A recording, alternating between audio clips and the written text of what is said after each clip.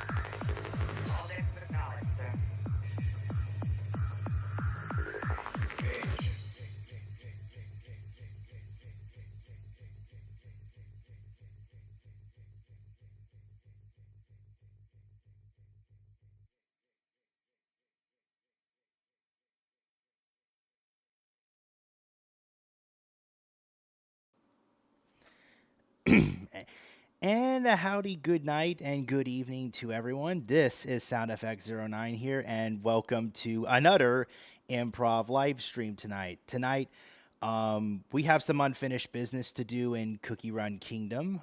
We did complete Chapter 8 of the Timeline of Fate. And it was very emotional and one of the best chapters, if not the best chapter in Cookie Run Kingdom that I've ever been able to witness. Tonight we've got some unfinished business. We still have some fragments to grab. We've got a logbook to fill, so we're going to do that tonight. We will also tackle the Cookie Alliance as well as take one shot at the Trials of the Nether Realm. So I just want to see if we can get some of the extra stuff done on the side tonight. After last night's stream, which was 7 hours, by the way. I think it was 7 hours, 20 minutes. The second time I've done a stream that long. So to everyone here that's willing to stay around, appreciate you guys stopping by and be here at the start of the stream. The music for the start of the stream was Destination Talos by MetaHuman, which is actually one of my favorite marathon songs that I like to listen to sometimes. Good to see you tonight, Obsidian. Let's see here. Objective Gamma has been completed, but Alpha and Singe are a while away from completion. All right. Well, at least there is progress. That's always a good thing to see. I hope you're not in too much pain. I'm going to guess work was pretty rough for you today, or I hope you didn't injure yourself or something like that. But we're going to go ahead and get Cookie Run Kingdom running here. So yeah, I've found myself like randomly shedding tears during the course of today, but I haven't fully cried yet, unfortunately. Maybe it'll finally happen after the stream. We'll see. Again, I was not initially planned to doing a stream because I was pretty exhausted after last night's stream, but I just decided, you know what, still got a couple things we need to do. Let's take care of them. And I don't want to keep you guys waiting around. So let's see if we can get... Let's see if this time if the gameplay will cooperate with us. There we go. All right, there we go. The gameplay capture is actually working. Oh, so so your stomach is just in knots right now.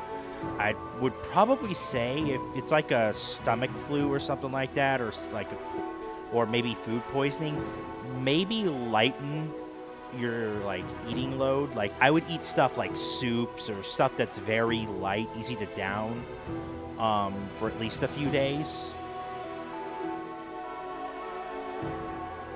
That would be my best suggestion. Myself today mostly just spent kind of going over my fan fiction stuff, some of my projects. I had dinner with the fam. We had pork chops and fries, which was kind of nice. Had a Blizzard, a Dairy Queen Blizzard. So otherwise, it's been mostly a chill day for me. I hope you're doing all right. But glad you're here tonight again. You've been on time for streams. You don't have to, but I appreciate it a lot.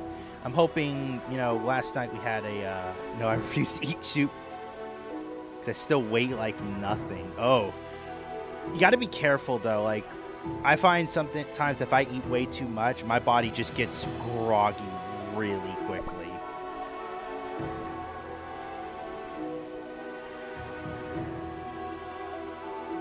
Honestly, after last night's stream and chapter 8, my question now is, where do you go from here? Like, how do you top chapter 8 with the emotion and storytelling that chapter had? Not to mention the stakes. I mean, if Pure Vanilla doesn't make it out, he's stuck there forever. Welcome tonight, AQV. Good to have you aboard here from the Twitch side of things. We actually got 6 viewers here, 3 on YouTube, 3 on Twitch, so those here, thanks for stopping by tonight.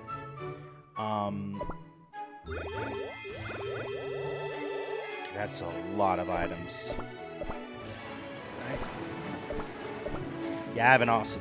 I also did all my morning stuff, but I didn't do all my evening stuff on CRK, so I kind of need to get to doing that. Yeah, that can happen, but I have to endure it because the Earth is just being in. Why do you have to be injected? Honestly, like, the only types of injections I get are, like, allergy shots once a month. Like, is it, like, a type of, like, metabolism thing? Okay, so this one's actually been running all day. Like, that was the 12-hour balloon dock voyage that we did last night at the end of the stream. So I need to switch this back over to Beast Yeast again. Yeah, back to Beyond the Horizon. I'm 5 away from actually getting all the yeast stores for the Dark Enchantress War. Once we do that, I'll probably move on to some other ones as well.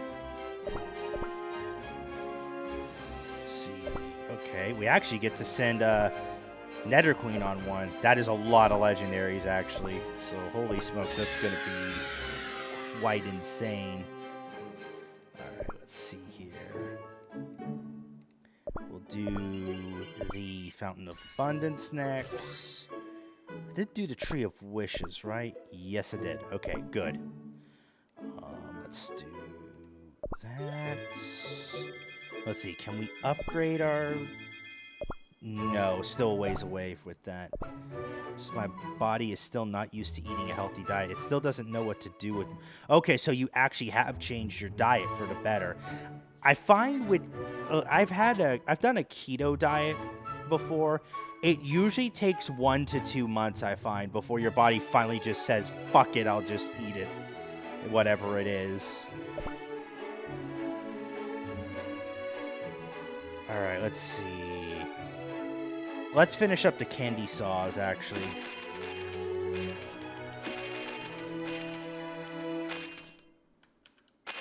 Okay.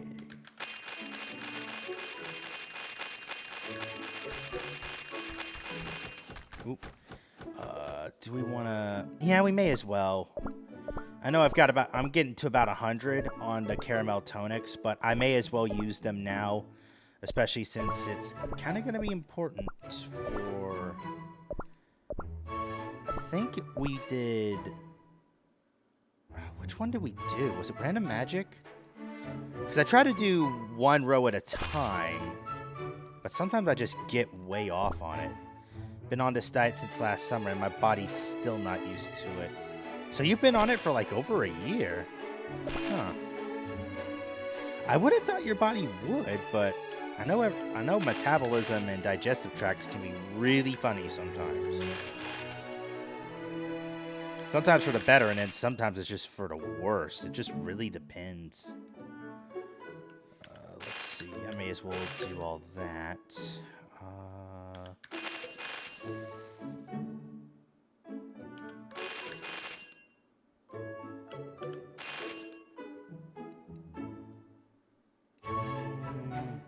Yeah, let's do that. And then... Do we want to take a few of these off here? Yeah, that works better. Okay.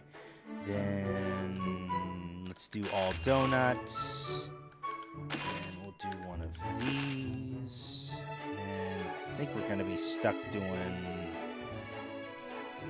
either or. Yeah, let's do 4 then. Alright.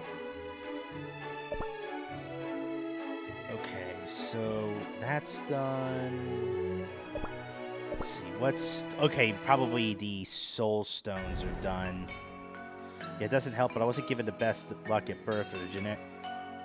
And I did unknowingly starve myself for use. My body is used to running on fumes. Man. I'm hoping you'll be able to readjust, but if you've been doing that for a while, it will take time. Okay, that's done. And I'm not an expert on dietary or nutrition or all that, so it's not my strong suit. Welcome tonight, Soft Rose. That's a weird username, I'll admit. But let's see here. Good to have you tonight.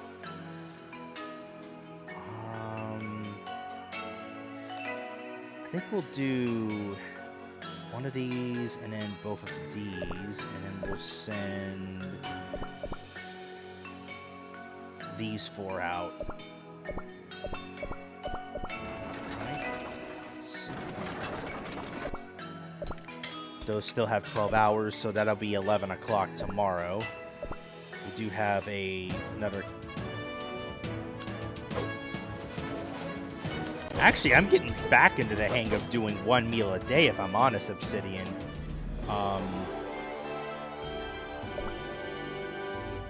Honestly, I'm glad you've been able to function despite it, but I find that 1 meal a day tends to work very well. I'm guessing you're at a point where you've shredded so much weight that your body isn't, like, keeping up now, or can't uphold itself.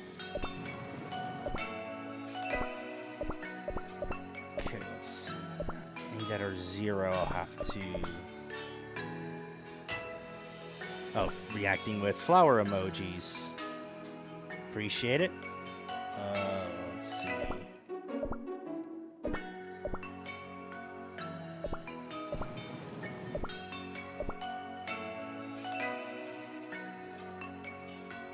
All right, there we go. That's got there. Good. Alright, so that takes care of all that. Did I already do my... So fragile, yet so sweet. Yeah, okay, I already did all that in Cookie Chat. Roulette Plays, welcome to the night stream. Good to have you on the Twitch side of things. Let's see here. Yeah, because it weighed only 80 pounds. 80 pounds? No wonder my body was essentially an open rebellion. Yeah, probably, because you starved yourself so massively, it almost was at times like probably your body couldn't function. It's my first time on Twitch. Well, I'd say this, it's last time I've heard about Twitch right now. I mean, I still stream to Twitch, but it's more selective. Like, I just use YouTube and Twitch since it's the most common platforms right now. But it's good to have you tonight, right? For you to be my first stream for you to catch, potentially.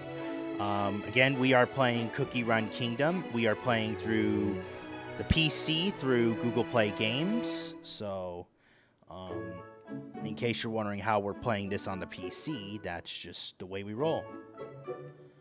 Alright, let's see. So, that takes care of everything around the village. I just picked up Sherbert's cookie by accident. Oops.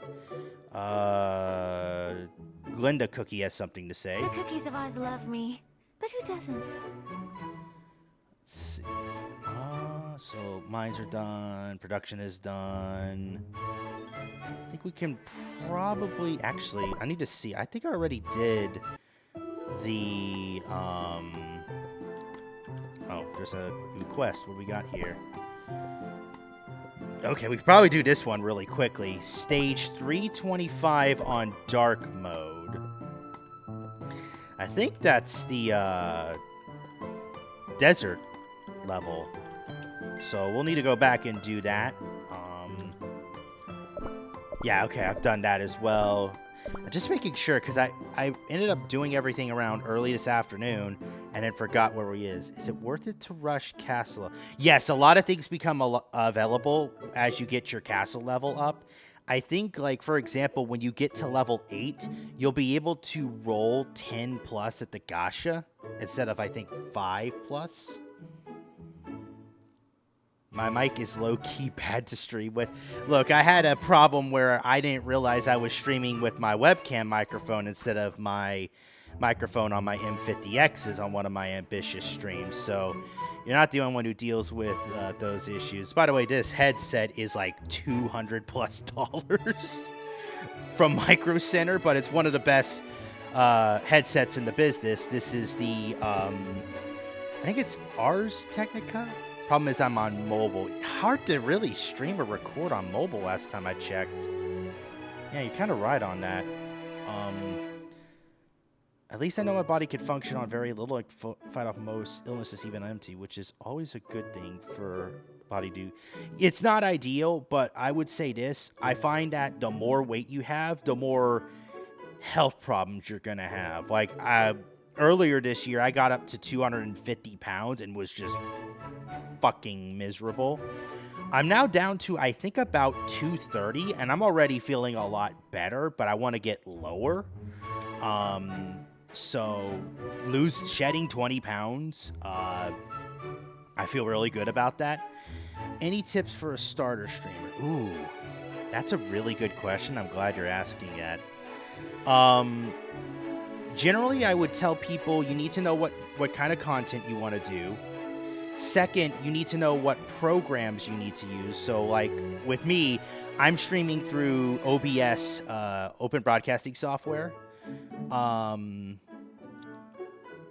And this overlay that I have here, so you have the chat up top, my webcam here, and then the gameplay right here. I've got, like, multiple overlays. One of the biggest things I tell a lot of people is don't be afraid to experiment, but don't get over ambitious. Try to keep things rooted when you're streaming, and make the most of the hardware you have starting out and make adjustments as you go. Streaming is a bit of an adaptability field. So you have to learn to adapt your, the product you're offering to viewers. Because remember, the viewers are what matter most. What you're able to stream to them. And so for me, if I could stream, a quality stream with, decent products or decent quality products, I'll go do that. Like, some of my earlier streams on Twitch were kind of garbage, if I'm honest, but my more recent ones, thanks to getting better hardware, have allowed me to at least try other things. Again, if you weren't here for last night's stream, I've started this year to kind of experiment with doing both Cookie Run Kingdom and MLB baseball coverage. Now, I don't show the baseball games at the same time. Instead, I use MLB Game Day, and you guys can see, like, what's going on with a game as we're streaming. If I was going to try and demonstrate, let's see here. I'm going to get a window up on my bottom left side here, and let's see if I can get my overlay just from last night. Let's update the capture while I also navigate to, let's see, what games are currently on as we go right now. Okay, we've only got 2 games right now. Hear my mic on my first stream. Probably was terrible. Again, you got to start somewhere. Sometimes it might be best to just stream the game itself and no mic, no overlay. Let's see. Okay, the only game right now that's like anywhere, like just for demonstration purposes, we've got the Texas Rangers and the A's from Sacramento. Let's see if I can get this in. Let me see if I get this browser in here. I gotta shrink this one down. So this is kind of how I did my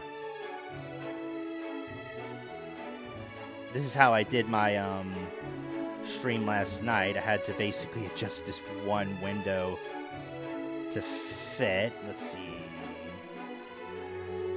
It's a little bit big, but I think it's gonna work for now.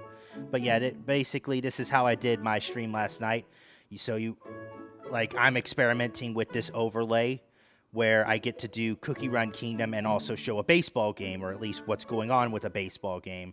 This is the last game for the MLB tonight. Texas Rangers out of the AL West and the Oakland A's, or just the A's out of the AL West as well. This is kind of the overlay I did, but this is mainly just to show you what Oh, absolutely, Obsidian. It's one of those things where you just put your best foot forward and make the most of what you've got. That's what I would basically say. But I'm glad you asked that question. It actually allowed me to kind of stop and kind of relax a bit. What even you do in baseball? Basically, you're either pitching, fielding, or hitting a baseball, or base running if you're on base in that instance. I probably would have to explain more when we do another ambitious stream.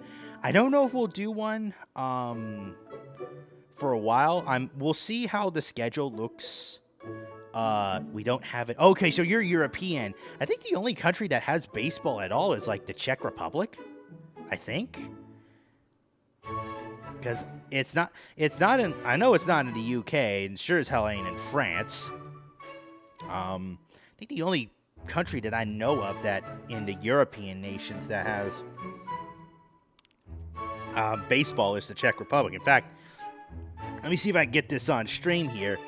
Here's Need more ammo. I feel you, Rye Cookie. I don't know if you can see this cup, but this is actually. The world is full of dangers, but I want to see it anyway. But this is actually a souvenir cup for my local minor league baseball team, the Augusta Green Jackets. It's not in the best shape, but it's got a couple players on it, and it also mentions the ballpark name SRP Park. That's just how much I'm a fan of baseball. This is a baseball jersey. Favorite team, Atlanta Braves.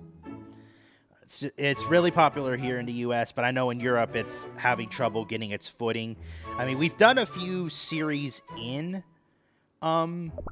Europe. I think it's the London series that we've done it a few times. I only know of baseball because of a one-piece card. I wish you luck, Roulette. Thanks for stopping by. Hey, feel free to give me a follow if you want, too. Hope your second stream goes well, man. But thanks for stopping by. I only know of baseball because of a one-piece card. Well, actually, baseball is really popular in Japan and Korea. Korea has the KBO, and then I think Japan... I can't remember what the Japan League is called off the top of my head right now. I'm kind of having a brain fart over it. Okay, so we need to do the Monster Menace before we go ahead to cleaning up Chapter 8, so let's do that.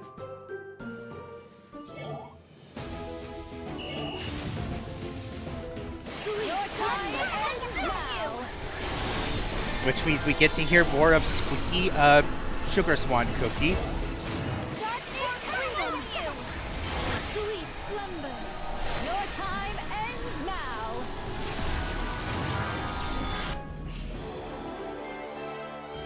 Fate makes no exceptions. I think that's going to get really distracting after a while, though, I will admit. It's funny, but it's kind of distracting from the immersion.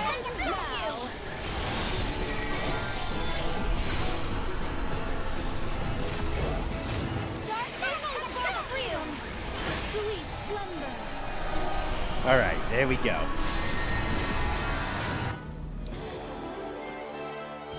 I'm glad.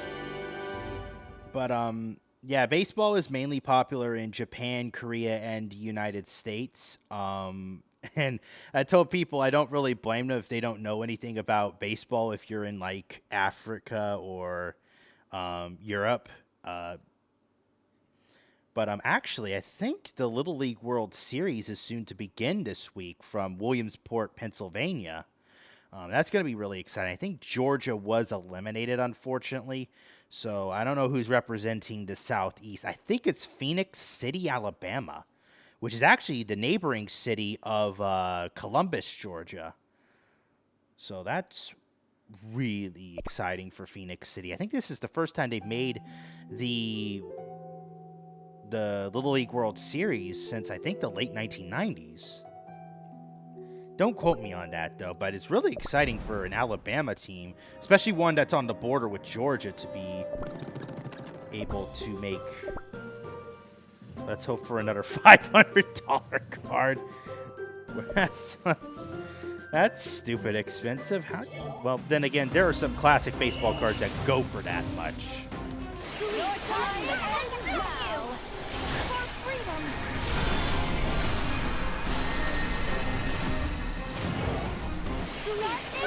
Your time ends now. There we go.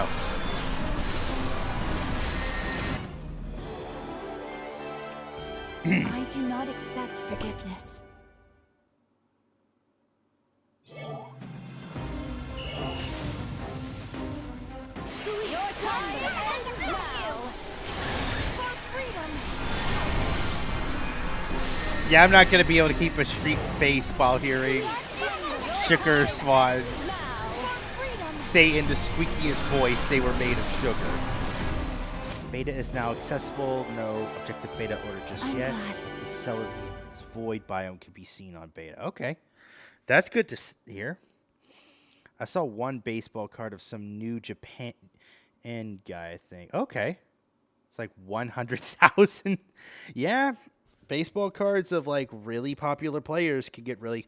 I wonder if it was a Shohei Ohtani card. If it was Japan. Maybe Shohei Ohtani, Yoshinobu Yamamoto, or what's the player on the Cubs? Because then I would understand why that's 100K, because Shohei Ohtani is now a legend with the Dodgers right now. Yoshinobu Yamamoto is just making his legend. And heck, he was the one who pitched last night in the Dodgers 3-1 victory over the Brewers. I think the Brewers won today's game, which means the Dodgers cannot take the best record in the majors. At best, they could split the series and then just move on. Okay, so that just leaves us with 13-19. And then we'll finally head for the Timeline of Fate cleanup.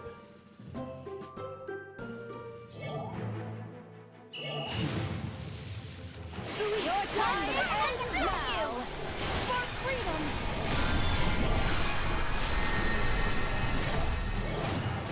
Sweet slumber. Your time ends now. Wow, we obliterated that level really quickly. I do not expect forgiveness. Flagship says sustain heavy damage for being inside the void. To be able to get it void resistant. Okay. Your time ends now. For freedom.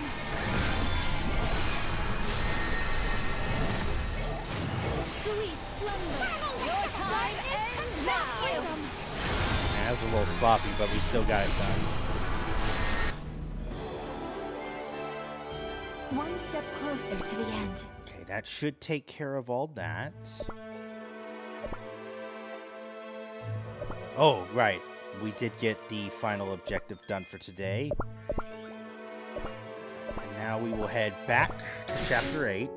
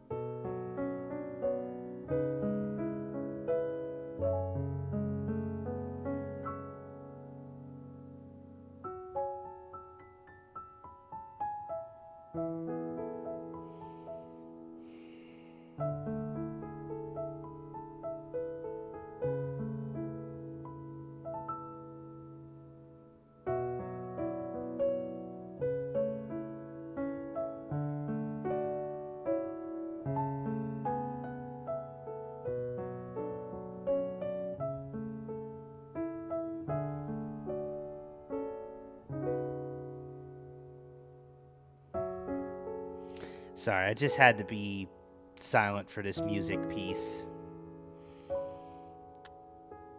I'm just going to say it, AQV, I really don't want to spoil it for you because it is honestly perfection. Probably...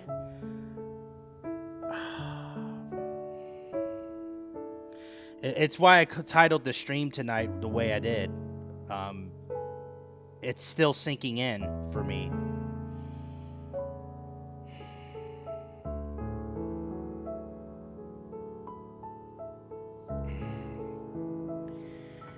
But the reason was not to get... I mean, you could tell me I'm skipping and all that. Honestly, I want you to experience this, AQV. You're missing out on a lot if you're skipping the cutscenes. I'm having to go back and watch some of the cutscenes myself just to kind of refresh my memory on this story. Because honestly, the story is one of the major reasons you should be playing Cookie Run. Not just the cookies, not just building your own kingdom. The story of this game is honestly incredible and should be one of the reasons you should be playing this game. I mean, I get it. It's a world of cookies, but when you can make a story this emotional, this painful, yet so memorable, you've got something special. And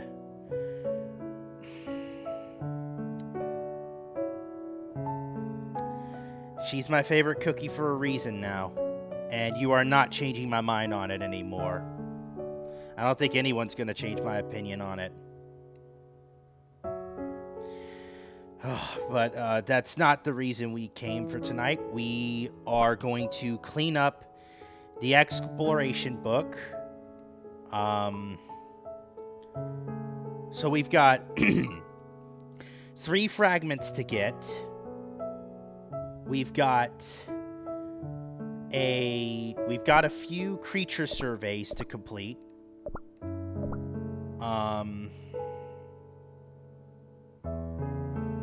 Agreed, Obsidian.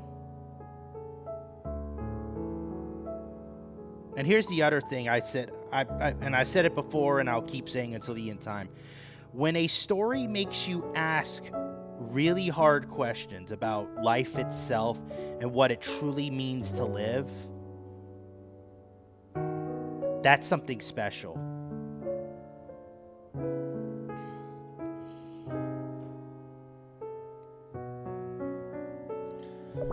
It's truly special.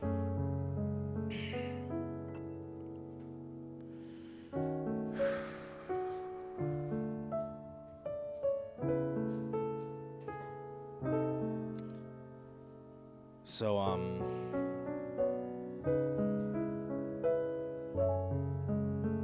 really want to get this logbook done. I think we're going to start with this one since it's really far behind. We also have to fight the boss as well.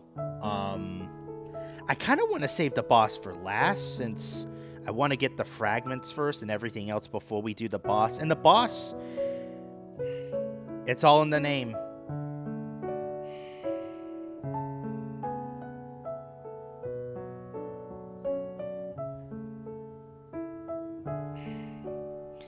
It does hurt to see her face like that. I had to. So, we'll have to fight her 4 more times. And we did beat her. We beat the whole chapter on hard difficulty. Heck, we beat chapters 7, 8 both on hard. So let's see here. Let's start with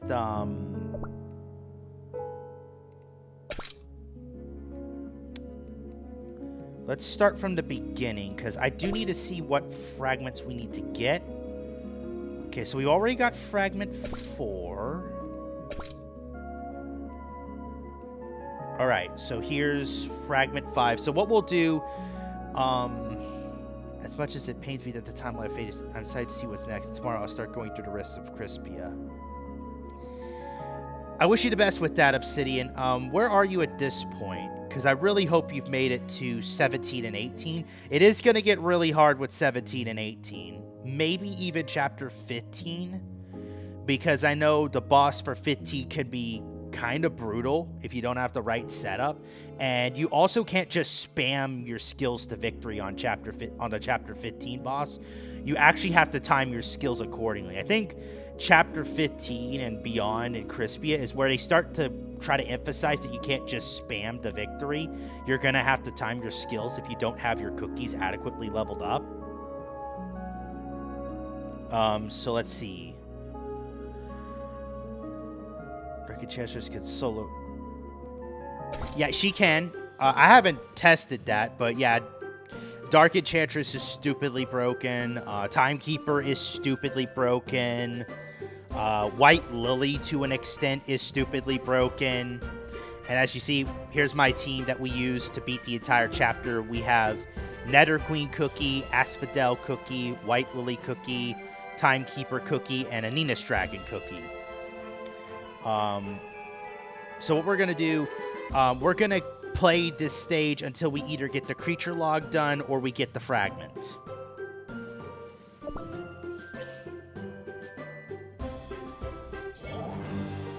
All right, here we go. And also you have to deal with squeaky voice Nether Queen Cookie as well.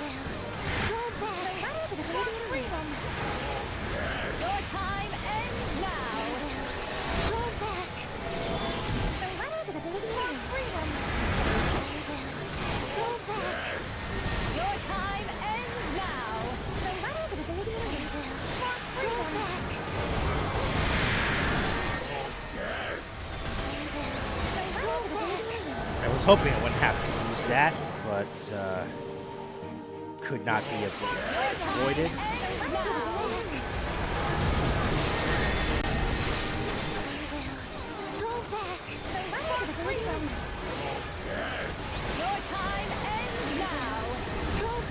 Probably gonna be the last time I use that.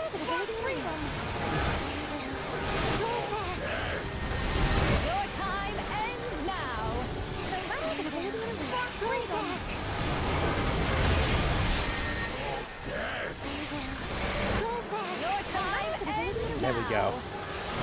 Yeah, this is gonna take a bit. Each stage is gonna take me probably 90 seconds to do. What a fun development. And I need to get these fallen spirit traces to about 40. We're only at about 15. Trying to stock up on more beast kits. I will say this, you will want to kind of strategize your beast kits accordingly. With me personally, I find that the stats you want for story mode are going to be cooldown, damage resist, maybe crit resist. Crit resist is a little more optional. And then elemental damages. So if your beast kit has like certain elemental damages like earth, fire, ice, have those on hand, but make sure you're using it for the correct type. Can you show the best PvE Timekeeper build? Honestly, I would say there's no specific loadout that works best, especially when you get to the Timeline of Fate, because in the Timeline of Fate, there are certain gimmicks in each chapter or chapters where a specific setup is going to be needed to beat. So for Crispy and Beasties, for the most part, I think with Crispy, you could get away with various combinations, so it's really flexible until you get to about chapter 15. Whereas in Beast Yeast, there are some specific combinations you need, but you could generally be a bit flexible. But you have to be aware of the effects of each area, especially, I think, starting with Chapter 2, it makes it clear that, hey, there are some effects that you need to keep in mind, which will force you to have to run specific cookie combinations to get through levels. But right now, for specifically the Timeline of Fate arc for the Tartarus team, you want to run Anina. At least for me, I find that running Anina's Dragon, Timekeeper, White Lily, Asphodel, and Nether Queen is what you want to do. For Scoop, it's different. For Dragon Tongue, it's different. And for the beginning of the Timeline of Fate, it's different. I'll have to send out Under Mine Expedition because I'm out of code. Oh, absolutely. I would start taking advantage of the Mine Expedition as soon as you can. And if you get epic cards, I would prioritize those unless you're trying to complete the mining voyage objectives in the Bells of Oblivion event, which I would prioritize doing as soon as you can. Kind of wasted time. I have to keep going here. We're trying to get the fragments, but it's going to be really difficult to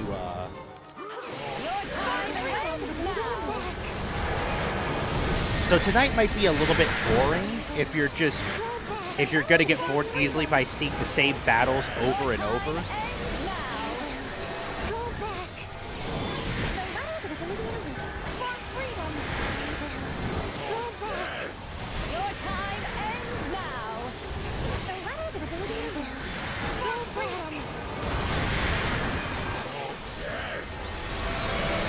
I was hoping to not use that sword, but they are not making it easy right now.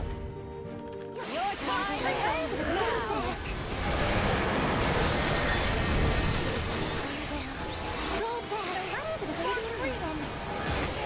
Your time ends now.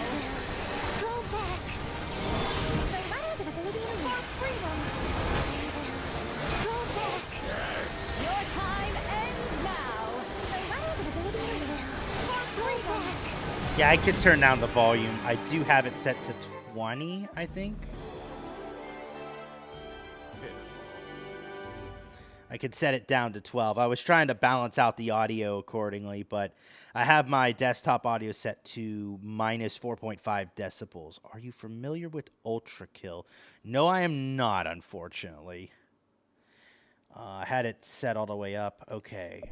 So what's happening is in order to get the fragments, AQV and Obsidian for the Timeline of Fate, you're going to have to play the level, the specific levels, or play a specific level in the chapter to get the fragments. The problem is the chance of getting the fragment is pretty much RNG.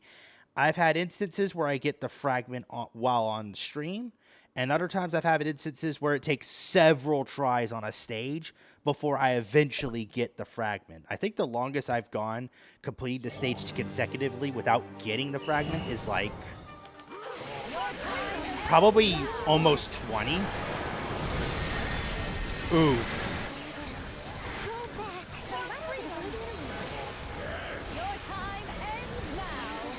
Ooh.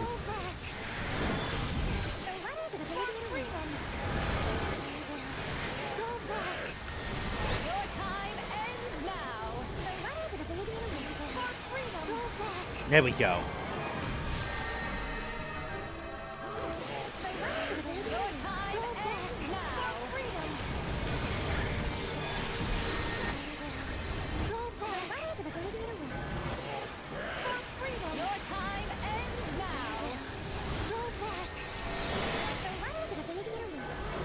I'm on 200 pulls and I still don't have her. Sometimes you're going to be really unfortunate and just have to take the pity roll at 250. I really hope you do get her AQV, because I would say this, to beat... Did this happen before? To beat the timeline, at least chapters 7 and 8, if you're going to want to beat it on hard, you will need Nether Queen Cookie, because the status effect for the level is seriously debilitating without her. So, and yes, as you can see, my Nether Queen is 2 stars. I wouldn't say my rolls with her have been good in as much as I've gotten her, like, I think... I've only rolled her, I think, once, and then the other 2 times, it's like I got the other 2 via pity, I think, if I remember correctly. When they released Eternal Sugar, I got her on the first 1,000 pull. Okay, that's really good. And honestly, I think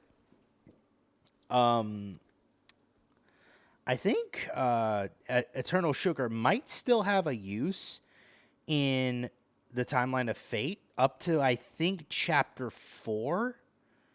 But Eternal Sugar primarily is useful for Crispy and Beastie, so I would run her there. Just because her ability is stupid powerful, and again, it freezes opponents in place, enemies in place. So I would say if you've got Eternal Sugar, I would be running her for the first 2 arcs.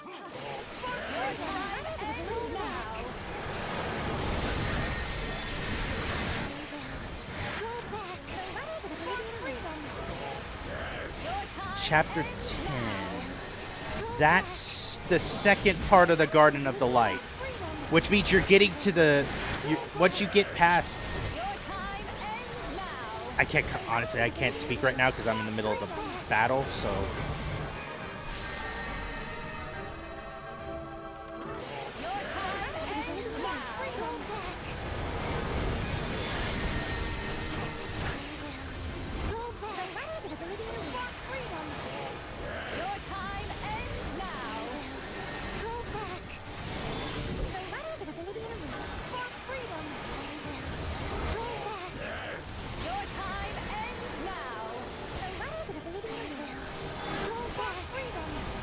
There we go. Okay. You are using, let's see. Time. Okay, so you got Timekeeper, Dark Enchantress, Anina's Dragon, Millennial Tree Cookie, and Swan. That's a pretty good team. So for Beast Yeast. So let me ask if do you either have Silent Salt or Charcoal Cookie? Have you rolled either of those two? Ooh, because you're gonna need them for Chapter 11. Because Chapter 11 has a status effect that eats away at your cookie's health. Unless you have Silent Salt or Charcoal. Charcoal will reduce the effects of it. Whereas Silent Salt just basically ignores the effect completely. I have every cookie. Only one I don't is Nether Queen. Okay, good. So I would say, just a heads up, once you get past Chapter 10, and trust me, Chapter 11, Chapter 12, one of my favorite parts of Beast Yeast, because guess who's featured in those chapters? Yes, I'm kind of spoiling it.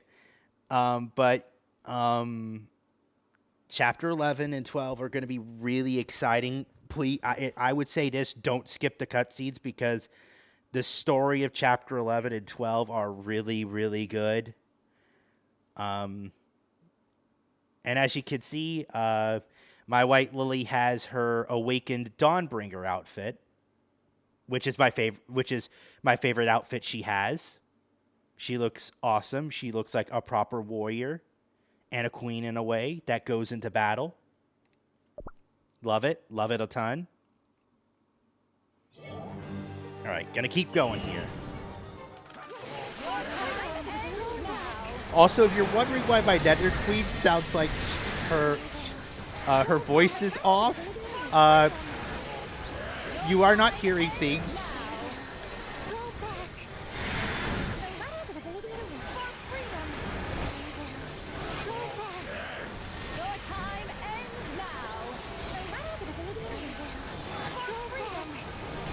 Okay.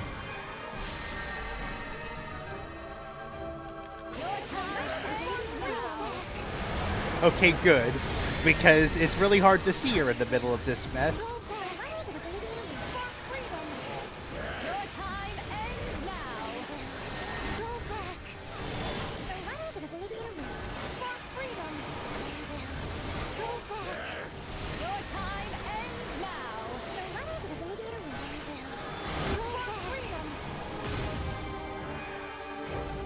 Yeah, that's Timekeeper for you with her voice lines. May I go back now? So, yeah, I've got. Thanks to legendary shenanigans, she is now Alvin in the Chipmunks on Helium. Yep, pretty much.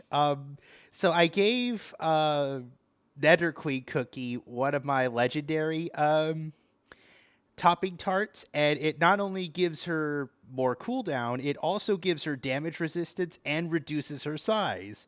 About 19% damage resistance. So her damage resistance is like over 40 as a result. And I actually do use Nether Queen in the arena. She's practically mandatory now, which basically makes and she also tosses Sugar Swan out of the arena completely, who has been in the arena since the end of the Beast Yeast arc. Where are we at on that? 27. Okay, so I got to do 5 more runs on this stage.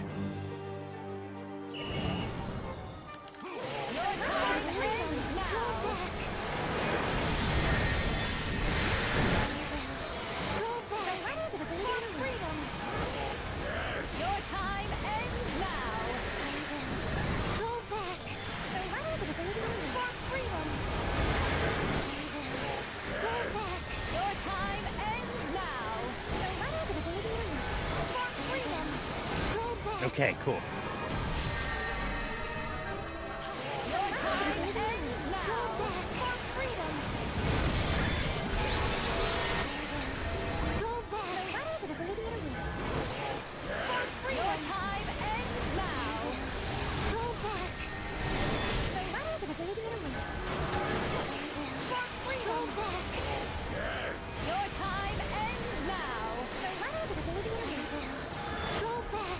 Also taking inspiration from Ultra Kill on how to characterize You my. need not think. That's good. Got to get your inspiration from multiple places. That's how Ranger came to be. I had multiple inspirations for him. Your time ends now. Your time ends now. Your time ends now.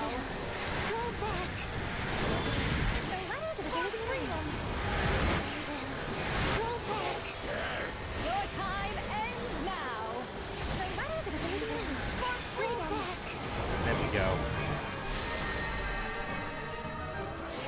Your time ends now. Your time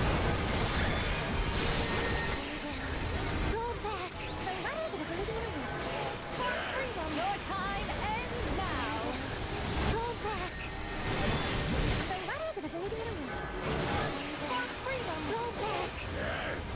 Your time ends now.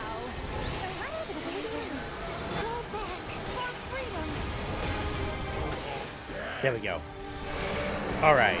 So AQV, you asked, is it worth it to open cookie cutters when I have Asphodel Back now. on 5 stars? And we got the fragment. There we go. Logbook relic fragment number 5. So 2 fragments to go, and we still have to complete the fallen spirit traces. So that's really good. I would basically say, AQV, if you've already gotten Asphodel to 5-star ascension, like what I did with my Asphodel. In fact, I got my Asphodel to 5-star ascension like within 48 hours after the update dropped. So if you already got her, I would save your magic cookie cutters for the next update.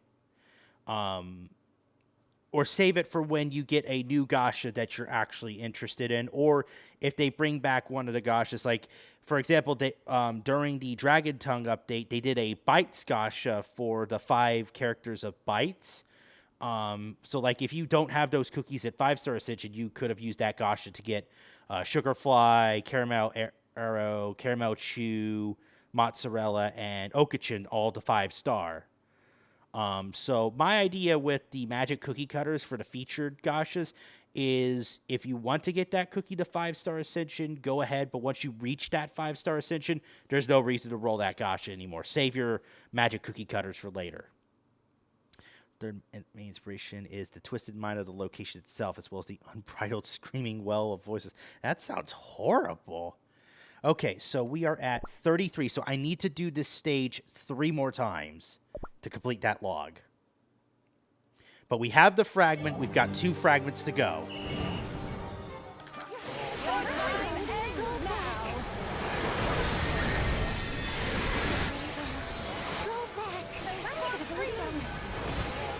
Your time ends now. Your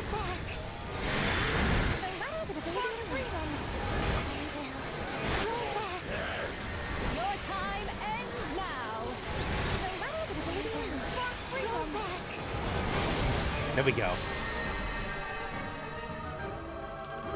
Your time ends now. Your time ends now. Your time ends now.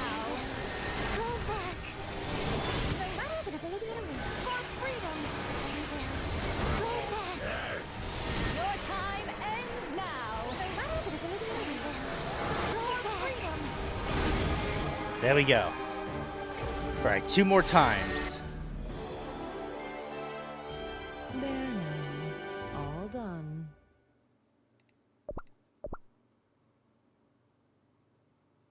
Your time ends now.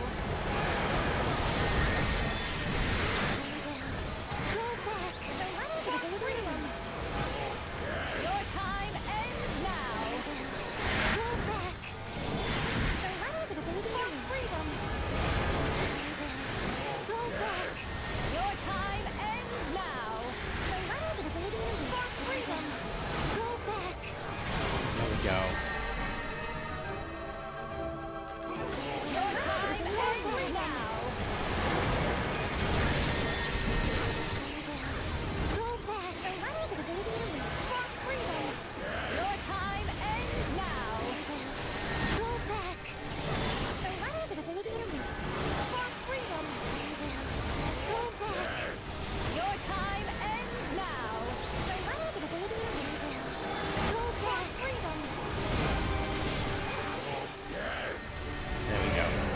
All right, one more time. That's somewhat the point. This character is essentially a fusion of two very broken and twisted things. All right. Okay, one more run, and then we'll move on to the next stage for the fragment. Your time ends now. Your time ends now. Go back. For freedom. Go back. Your time ends now. For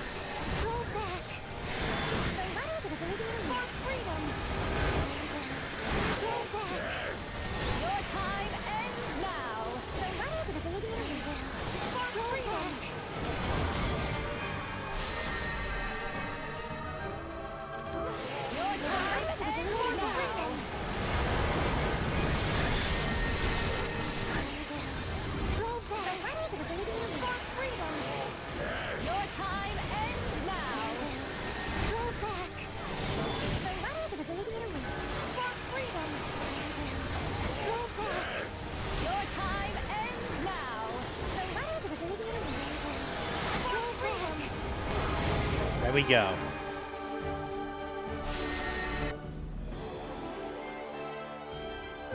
Hardly surprising. Also, the soundtrack for the gameplay of Chapter 8 is also what you'll hear in the how do I say it? When you get to is what you'll hear in the Trials of the Nether Realm. It is perfect. It perfectly encapsulates what you're doing in Tartarus, and it's that the clock is ticking. You're not supposed to be here. You need to find who you're looking for and get the hell out now. Like, it perfectly encapsulates that entire attitude of you're not supposed to be here. You're supposed to get out of here as quickly as possible. So whatever you need to find it and go. Okay, so that completes that. Okay, so we've hit this one. That gives us this promotion. Okay, we got 600 Radiant Biscuit doughs. That's really helpful. But this is the real goal here. 10 Nether Queen Soul Stones. That'll actually get me to 50, which means I need to get one roll.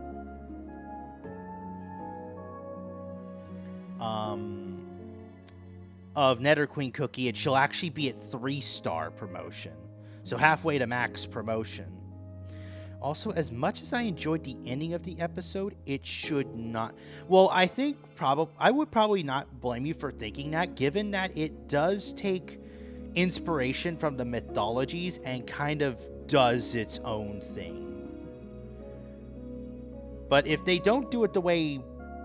If they do it the way of the mythologies, technically White Lily Cookie should be permanently gone. But she made it through the door. So what it leaves up in the air what this means for her going forward. Okay, so let's see.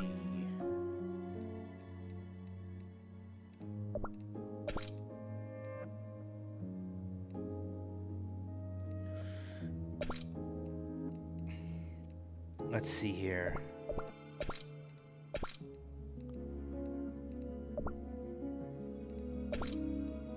Alright, does this... Okay, so we already got fragment 4 and 5. We need to do the ones with... not 5. What was it? 5 and 7, I think? So we need to get 6 and 8, I believe. Okay, I think this stage will actually allow us to get both of the entries. Yes. They're very... Alright, so we'll do... True, and I'm glad that they went this direction, not the direction that they're both stuck here, because sure, it's a good tragedy, but not exactly a good story. Good for this story arc.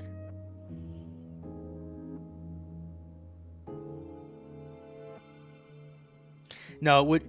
And honestly, here's the thing. If they both get stuck here, that's very bad for the stability of the timeline. Remember, you've got 2 former wielders of the Soul Jams now in Tartarus, if that happens. White Lily had the Soul Jam of Freedom. Pure Vanilla had the Soul Jam of Truth.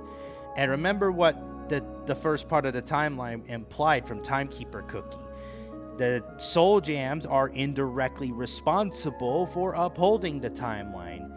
If you lose them, it destabilizes the timeline. Lose too many of them, the timeline collapses. Okay, so this allows us to get both of those traces and possibly get the fragment. So we're going to do this level. Also, AQV, if you've got any more commentary, that be other stuff to offer, you can ask. The chat room is available.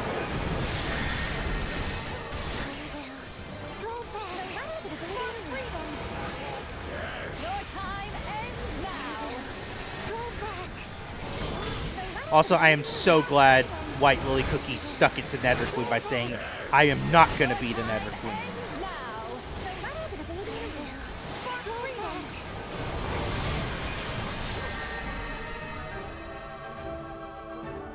No, you're good. I just thought if you had anything to add or any comments you want to make, feel free.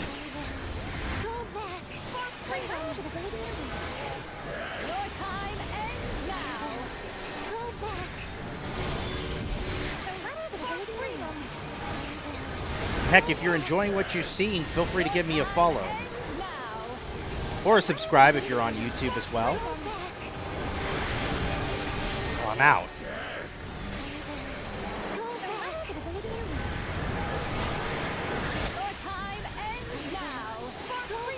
Nah, these bastards aren't. Alright, here we go. That was a little dicey.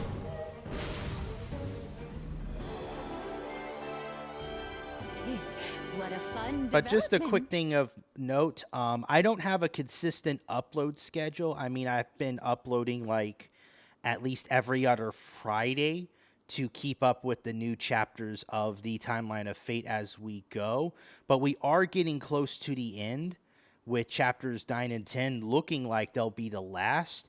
So at the very least right now, I'm streaming every other week so that every Friday after a new chapter comes out, that's when I'll stream the new chapter. So, but probably after this, I can't say I'll have a certainty about a stream schedule. And heck, a lot of my streams are kind of improvised.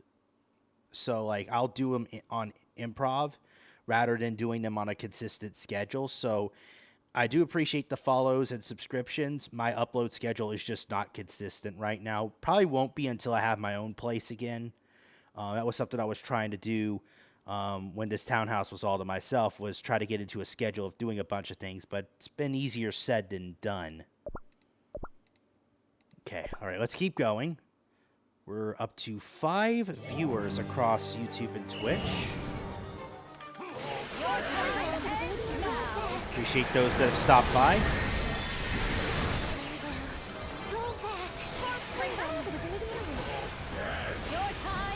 Honestly, I should probably be waiting until their bars are nearly full before I fire those.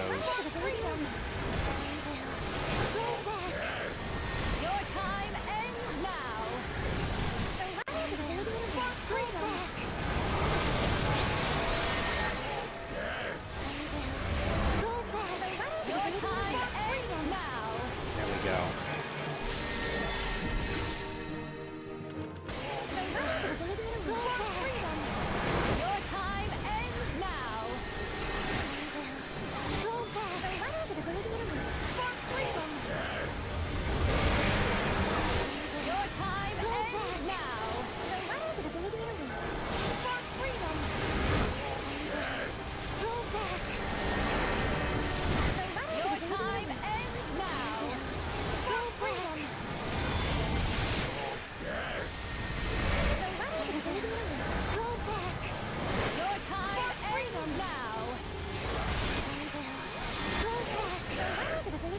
There we go.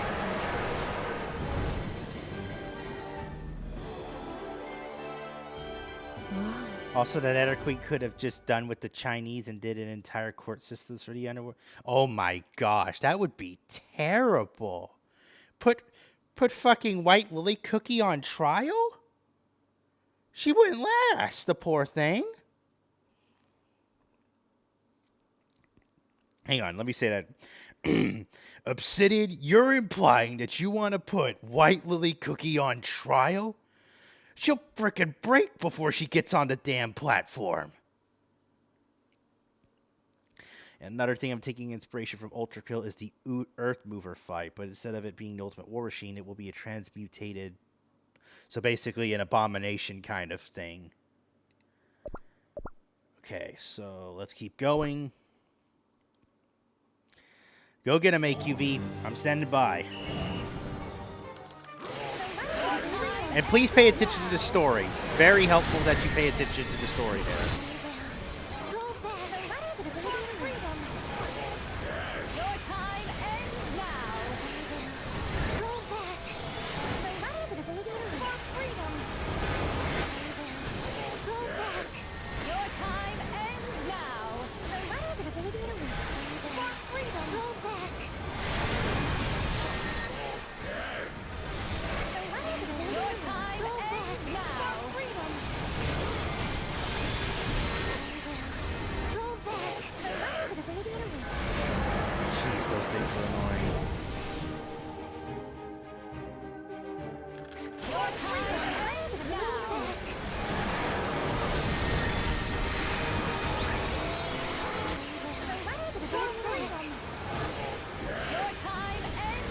How much is it worth to spend gems on the gosh? I'm probably gonna have to answer this at the end of this level. Your time ends now.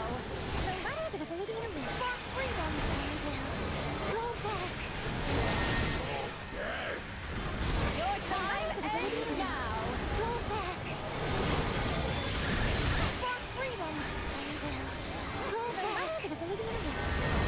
Your time ends now. There we go.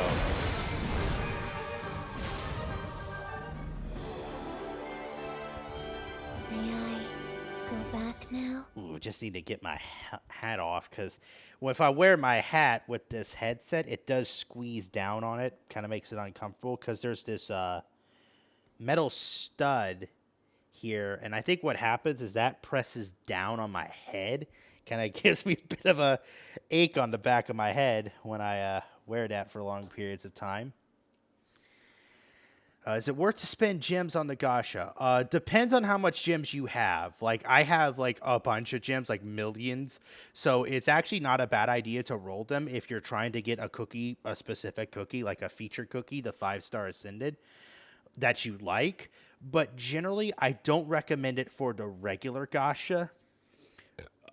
Just because the regular gacha is so random that no telling what you get.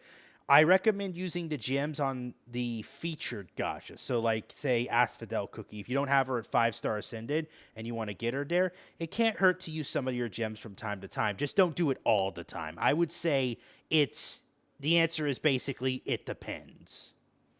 Like, if you're trying to get a specific cookie to 5-star Ascended, then, yeah, go for it. But if you're trying to do, like, just doing a bunch of rolls for the sake of doing a bunch of rolls, it's kind of wasteful. I wouldn't advise it. Chinese underworld is far more fair and forgiving than most are willing, because if there's a mistake, they would just put you back in the land of the living. They've done it repeatedly. Okay. That's, I don't know how that's a way to do things, I guess.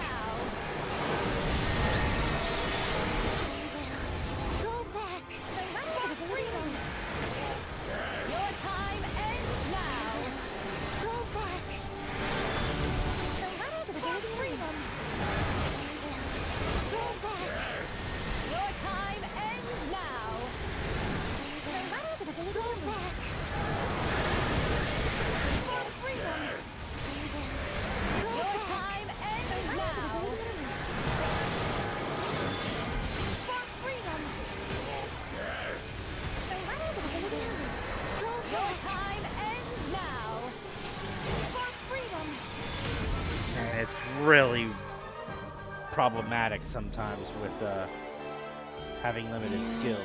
Go back now. Let's see. Almost there with this one. I think we've completed one of the 2 traces. Once we complete this, that'll complete the second one. But we're still trying to get fragment number 6. Or is it fragment 7? I think it's 6. Your time ends now. Go back. The letters of ability and freedom. Your time ends now. Go back. The letters of ability and freedom. Zion, good to see you tonight. Your time ends now. The letters of ability and freedom. Go back.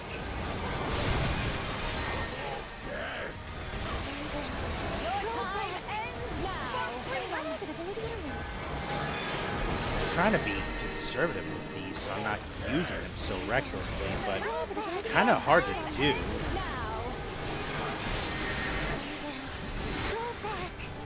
The letters of ability and freedom. Your time ends now.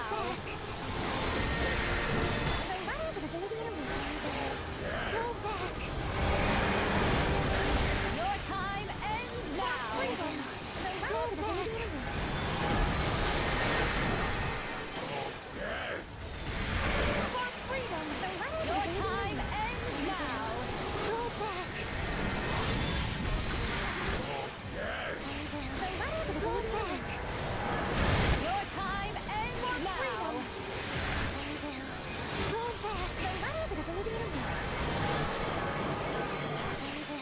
freedom. Go back. Your time ends now. Man, sometimes it just feels like these enemies tank way too much than they actually have any right to. Did this happen before? 'Cause, I mean, that is all the damage I'm doing with this team. Almost 1 billion damage per character, with Asphodel being around 600 mil. And they have so much HP, it's honestly ridiculous. So...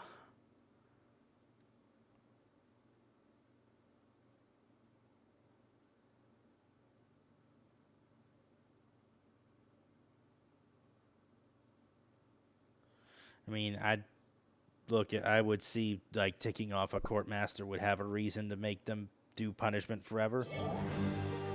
Okay. Your time ends now. Go back. The letters of ability Your time ends now. go back. The letters of ability freedom. Go back. Your time ends now. The letters of ability go back.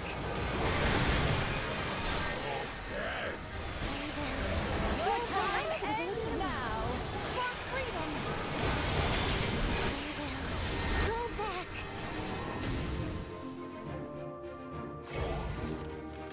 The letters of ability Your time ends now. go back. The letters of ability freedom. Your time ends now. Go back. The letters of ability freedom. Go Your back. time ends now. The letters of ability freedom. Go back. The letters of ability Your time ends now. go back. Freedom. The letters of ability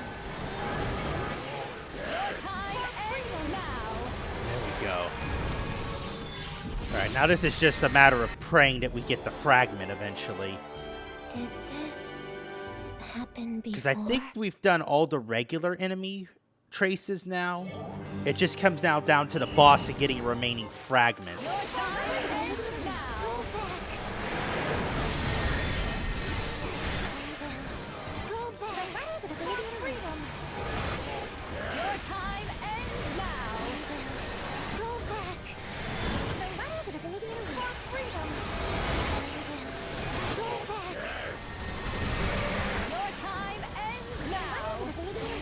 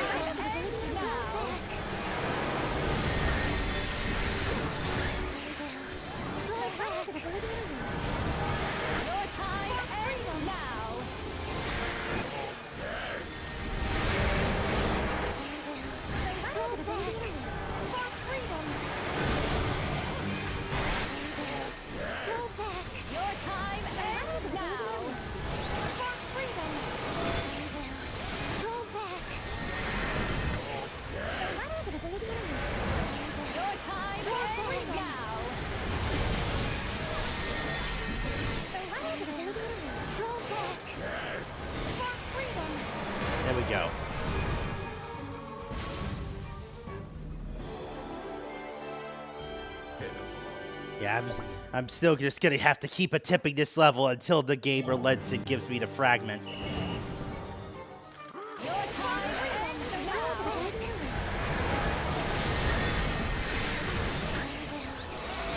I know this is really early to be firing this. Your time ends now.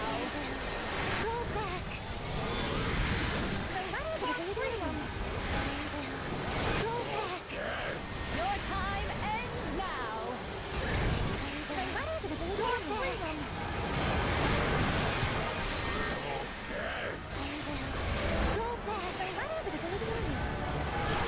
Your time ends now. Your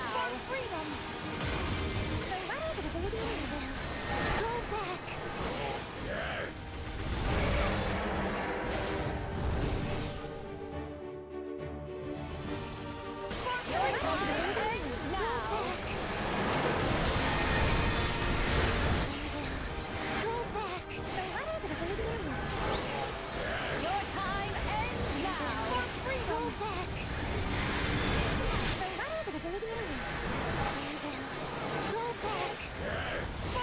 ends now. Your time ends now.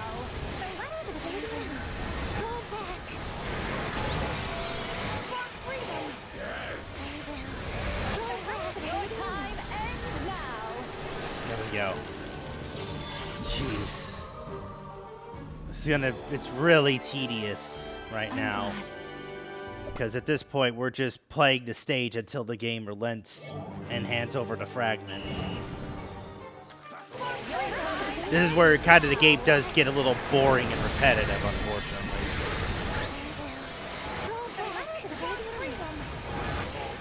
Your time ends now.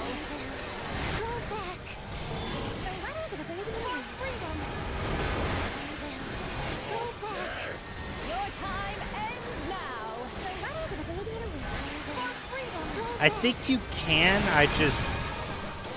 Which I might do here shortly. Your time ends now. I think Zion probably told me I could, if I remember correctly. Your time ends now. Gosh, come on. Your time ends now.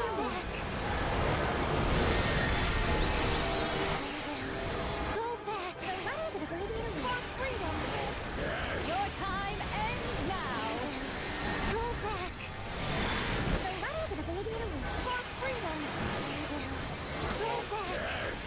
Your time ends now.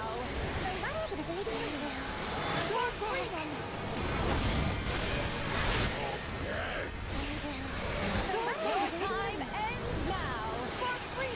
There we go. Whew. All right.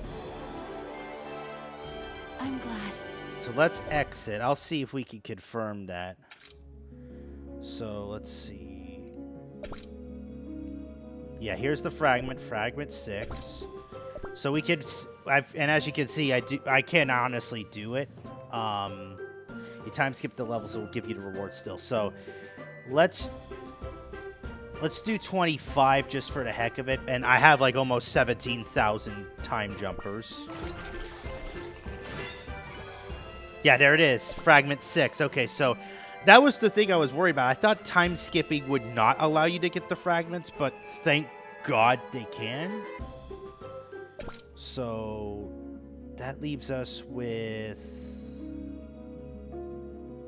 I think, fragment 8. Now, does that also apply to the boss stage?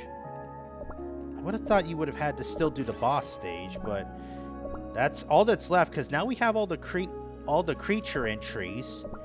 All that's left is well, I may as well show the boss fight once, and then we'll time skip it if and then we can time skip it afterwards.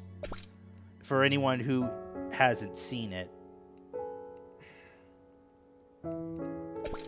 So we'll do one run on the boss, and then we'll time skip it afterwards. Because we did beat this on hard difficulty.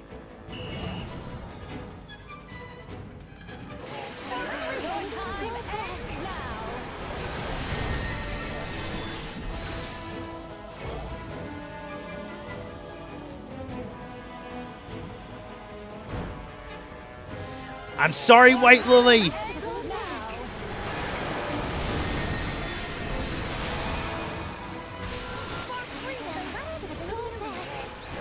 I need to use it now.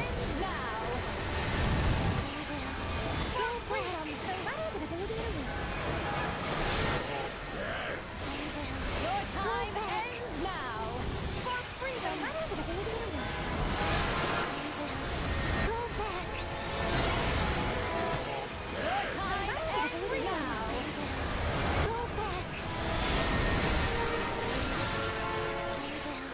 For freedom. Your time ends now. For freedom.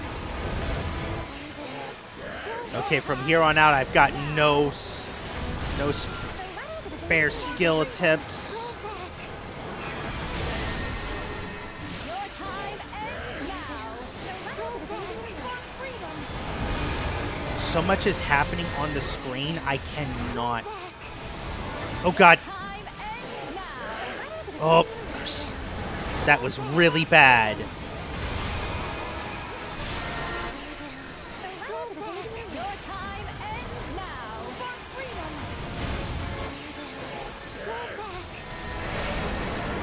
Really bad, really bad. Your time ends now. For freedom. Your time ends now. For freedom. There we go.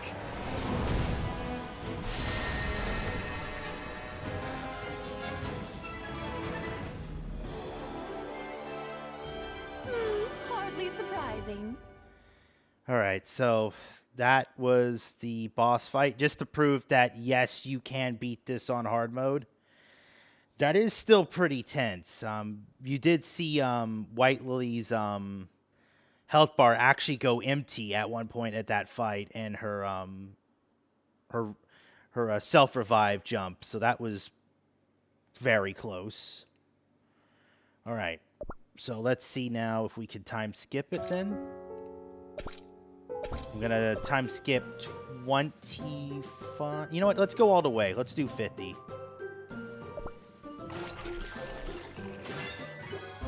And there it is, Fragment 8. And we've got our 9 entries for the Despairing Lily Wraith.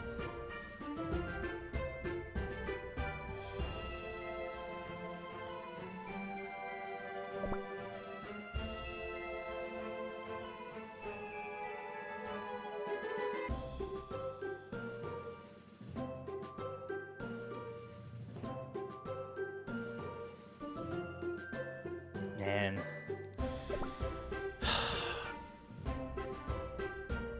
seeing White Lily as a boss fight is just...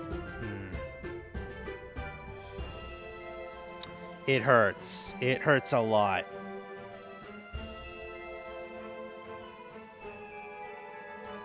If I saw that in my dreams, I would be fucking terrified.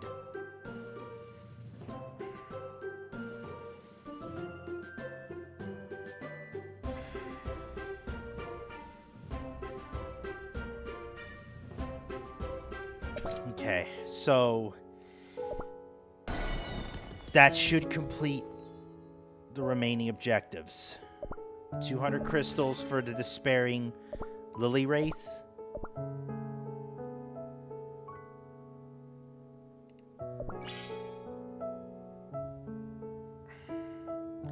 Ten soul stones for Nether Queen Cookie.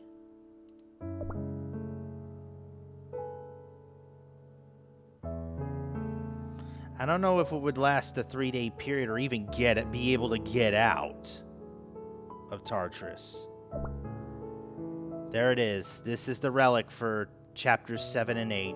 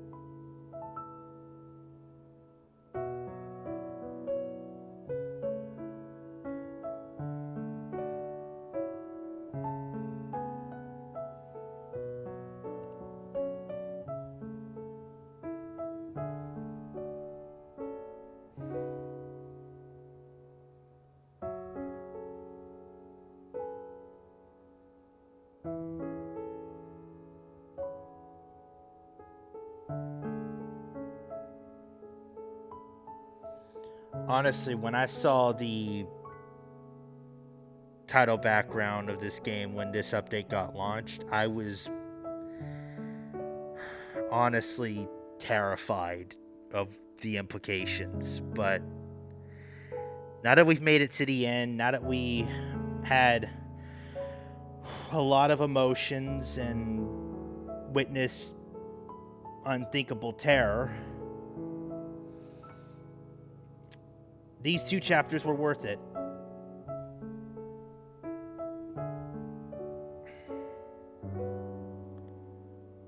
Some of the most tragic and best storytelling in the entirety of Cookie Run Kingdom. And you're always at the center of it, White Lily Cookie. The best storytelling in Cookie Run always somehow has you in the middle of it.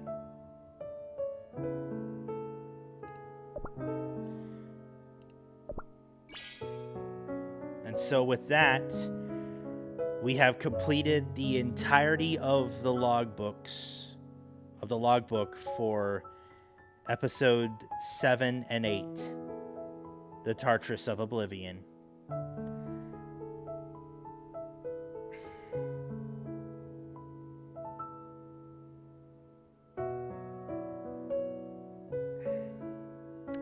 I don't know how DevSys tops this. I really don't know. Because it was perfectly tragic, but perfectly beautiful.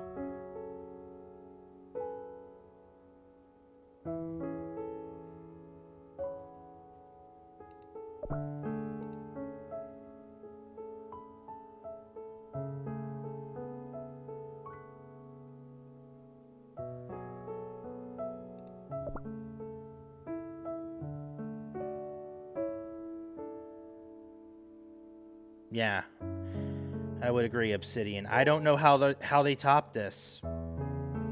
I mean, I thought BC 15 would be hard to top, but this did it.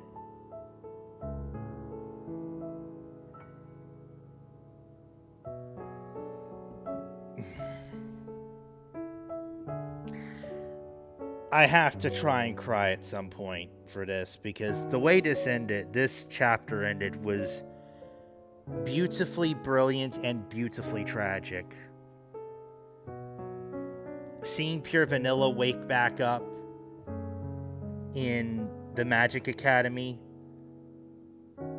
his friends around him, and the only thing he's got back from Tartarus, White Lily's keepsake.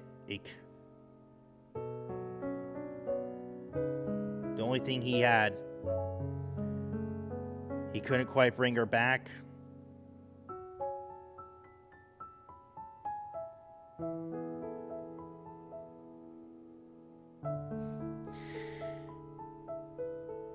Honestly, I think I will incorporate this into the Ranger's Adventures in Unworthy Cookie series.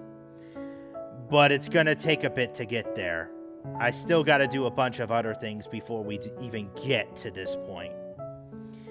Because I think I have my ideas for how this will go with an armored mercenary there. But let's just say Ranger is going to be just as devastated, if not worse.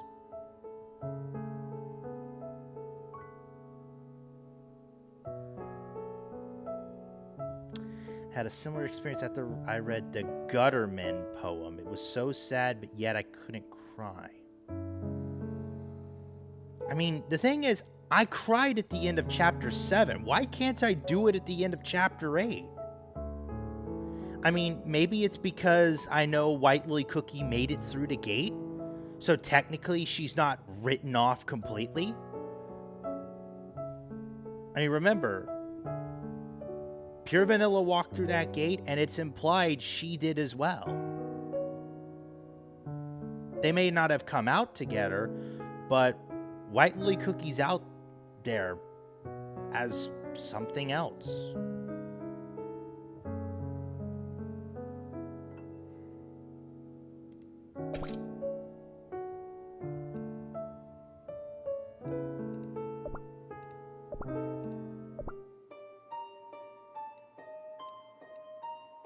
But yeah. It's hard to believe we're almost at the end of this. We've got 2 chapters left in this. And part of me wants to think it can't be 2 chapters. Not after what we just went through with chapters 7 and 8.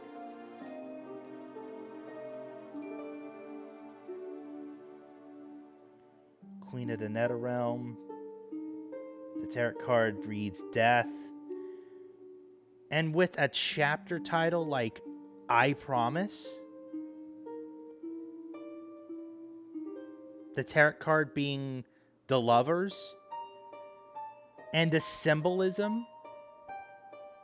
The tree of knowledge of good and evil where White Lily Cookie is.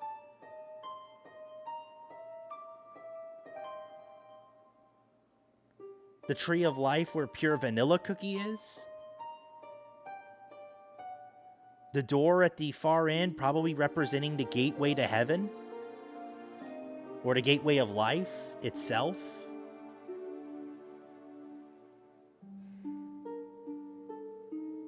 I just don't know how DevSys tops this. And I hope they prove me wrong.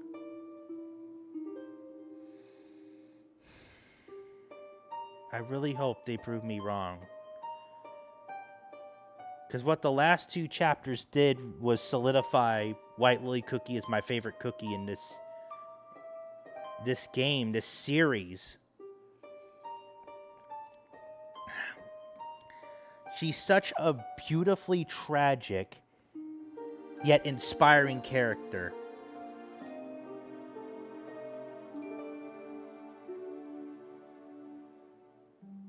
I really don't know how you top this. I know I'm repeating myself. I just don't know.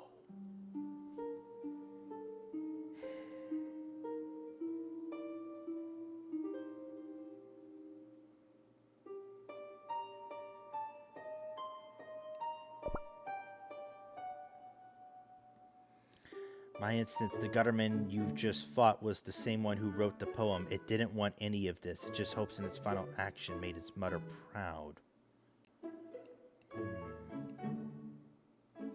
Okay, so with the timeline of fate cleaned up, I did want to make another run at the Cookie Alliance.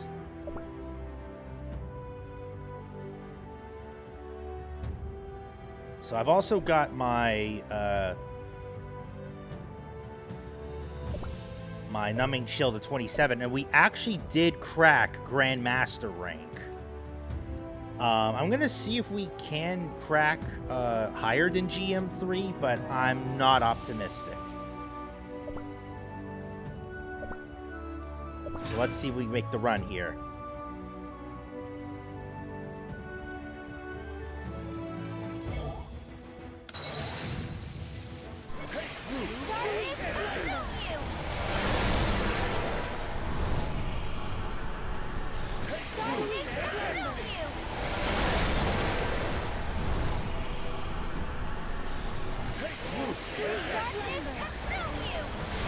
Oh, Tom, you made it for tonight's stream. Great.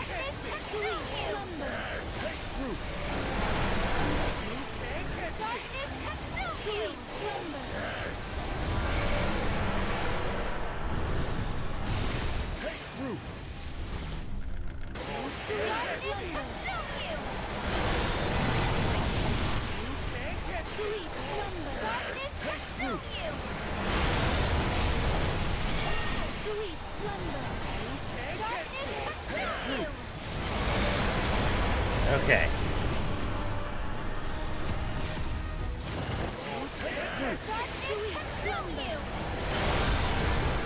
I don't really appreciate that start to the second part of this.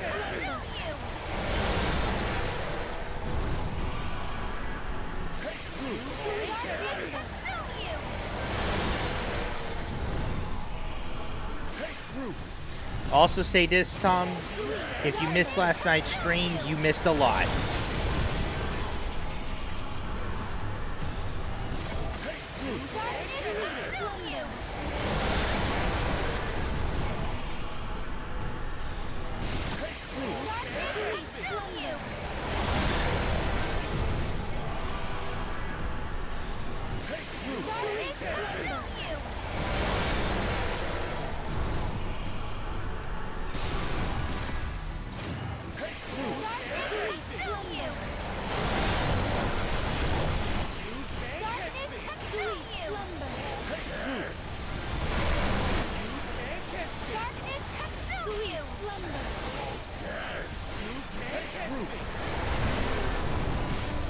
still got the 30% bonus.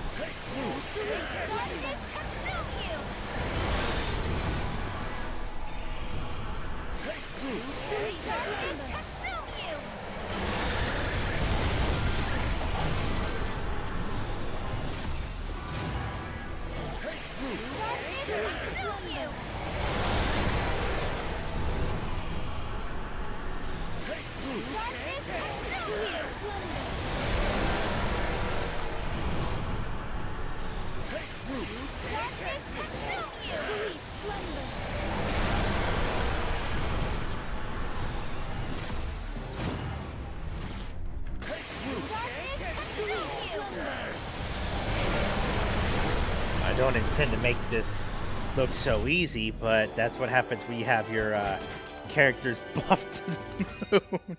You just make hero difficulty look like a walk in the park.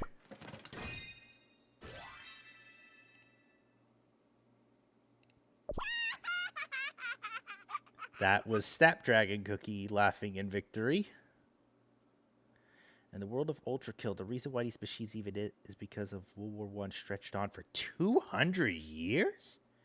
And then they just resorted to human sacrifices for their robot creations? That's pretty bitter. That's a pretty terrible world to be in.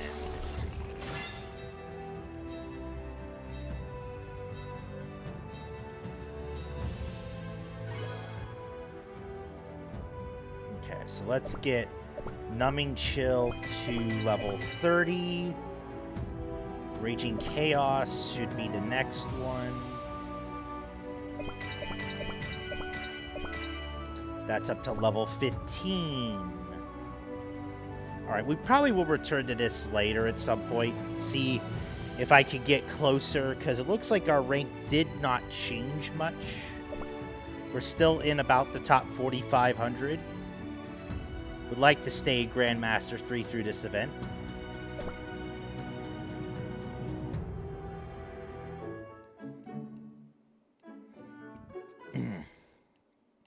See. Oh, I need to free one of the islands from Goblin control. Not exactly the Gutterman. The first of the blood machines required a live fuel source. Yes, they locked someone to a cuff and gave them life support and had them drained to keep the thing alive.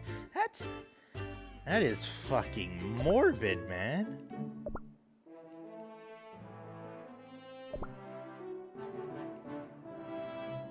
Okay, well, I'm gonna at least do one arena battle here.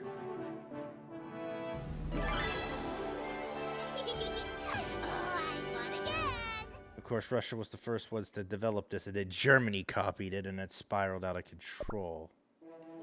Yeah, sounds about right.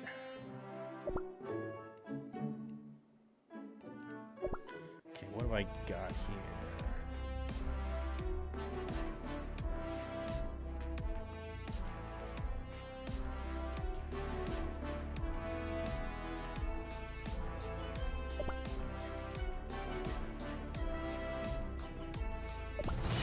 Let's see how we fare against some of these targets.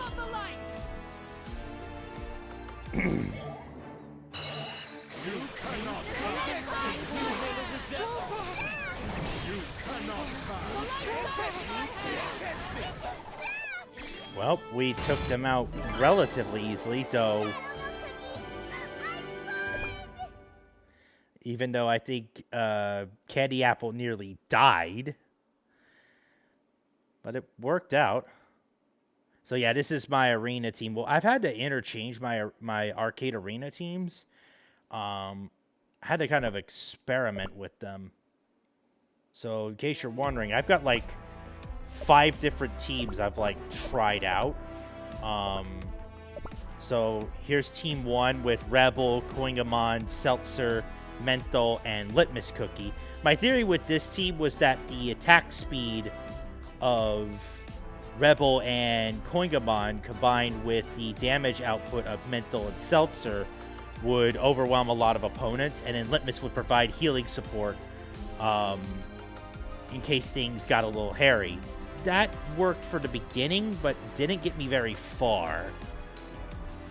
Then I noticed some teams were running Creme Brulee a lot, so I theorized that if trying to make a team around protecting your Creme Brulee cookie while he did a lot of damage would probably also work. So that's where we have Financier, Rebel, Rockstar, Mint Chocolate Chip, and Creme Brulee's at. And also I have the specific Enchanted Robes treasure for that specific situation. But I found that this team was basically entirely reliant on making sure Creme Brulee stayed alive, and if he gets taken out early, then your team's basically dead and you just lost the battle. I did interchange with other team layouts, so like Star Coral and Cream Puff, but I found that they were too much of glass cannons, and so if you lost both of them, then you lost your entire healing and support, which then leaves your other 3 cookies vulnerable.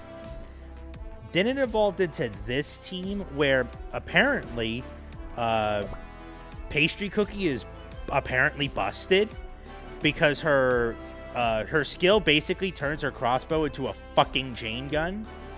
And so I built a team around trying to minimize the damage of the opponent while being able to hit back hard with Pastry. This team does work fairly well, but runs into problems where if you lose some of your support aspects, this team won't work. And what I found is this team actually has a lot of potential here with Asphodel, because Asphodel in this arena right now is pretty darn good. Her bomb will explode and will hit a lot of enemies in the back.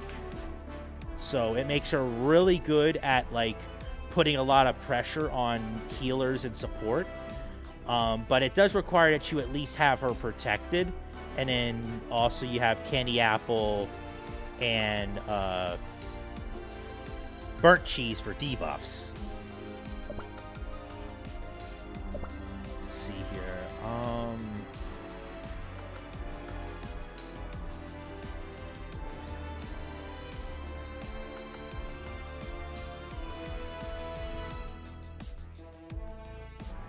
Don't know if I'm going to be able to verse any of these other teams, especially when my power level is only like 4.8 right now.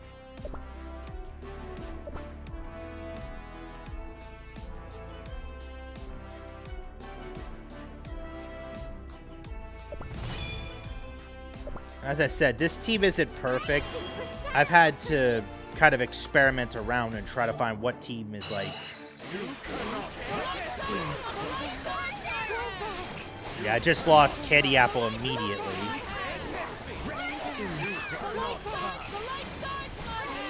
Yeah, I didn't kill their Candy Apple, so I think we're going to lose this fight.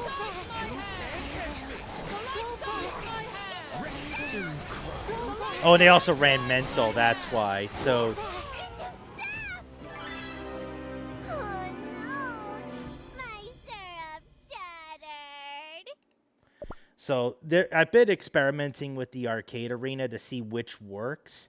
I think the reason I lost is just they were able to tank and counterattack. A lot of teams with Candy Apple, I find, you have to get Candy Apple out of the fight, and if you don't, she amplifies the attacks of the other cookies and just makes it really hard to take them down.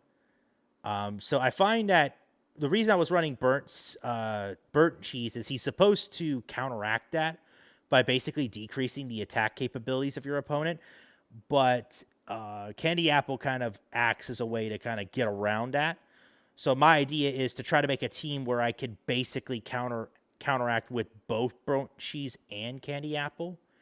I know T-Knight can also be busted. I think you have to run a specific combination, though. And I don't think I got my latte cookie up to max level on our magic candy. So I'm going to have to do that once I get frilled jellyfish to level 30. I was getting frilled jellyfish up because in one of the earlier seasons of the Trials of the Nether Realm, she was actually really useful. But I hadn't got her magic candy up, and right now I'm having to basically do a lot of catch up with magic candies and other cookies just to get them to at least like a viable level. Like some cookies you could get to level 10 and you get most of their effects. Others you have to get all the way to 30 just to get full effects with them. The only reason this version of World War I finally ended was because the Earth movers were so good at its job it left the Earth a barren. So basically, Judgment Day. Terminator Judgment Day.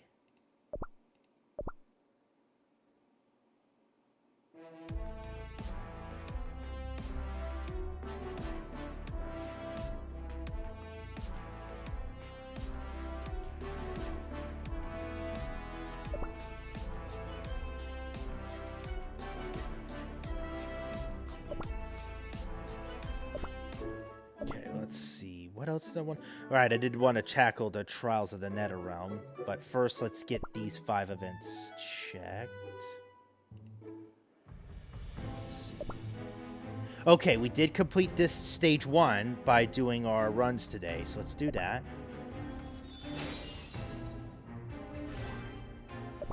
Corrupted Memory Fragment and 40 Fate Stamina Jellies. We need to craft 10 topping... I think we could actually do this now. Let's do that now, actually, because I think I need to go to the mine workshop, and it said it needed 10. Do I have enough to get 7? No, I can only get 2. Bollocks, okay.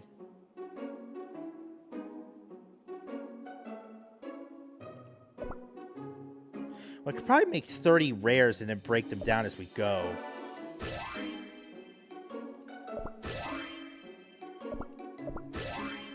That's actually not a bad one.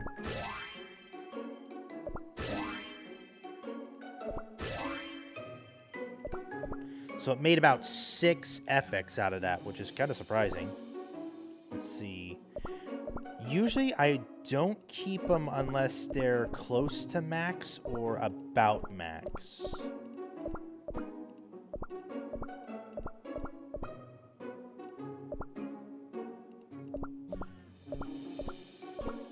Oh, there's 4.5.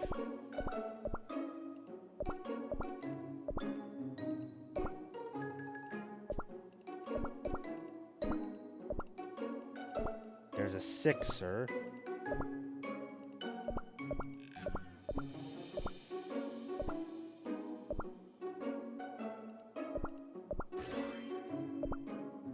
Okay. Let's see if that completes that.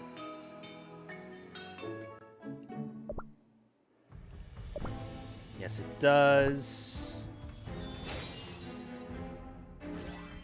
Another memory fragment. And 1 butter amber. Reach affection level 2 with any cookie. I've got 14 apparently. So that's stage 3 done. And that gives us another fragment with 1,000 rainbow cubes. We need to mine an ore vein 6 times. So that's going to have to wait till tomorrow, I think. Because we did already do that part. Let's see. I think we're already either... I think they're 12 hours out, I think. Yeah, 10 hours out. Okay. So that actually will complete tomorrow. After a specific expedition, humanity went seeking were dragged beneath, including all the machines. Toys for the entertainment of the underworld itself. That's... oh, God. Okay, let's see. Okay, that completes that objective. So, in case you're wondering where I am on Bells of Oblivion, I actually have one more objective left, and that's to check in with my guild 15 times. So I need to check in tomorrow and Monday, and then I'll have all missions complete. Hard to believe that we're actually going to finish this all up. Reach Exploration Logbook Stage 4. We just did that. And then the chest of trophies is already at 4,000.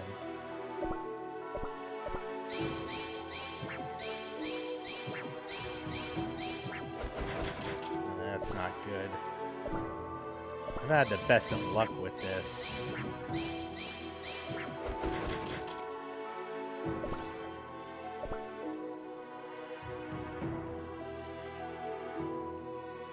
Okay, let's see.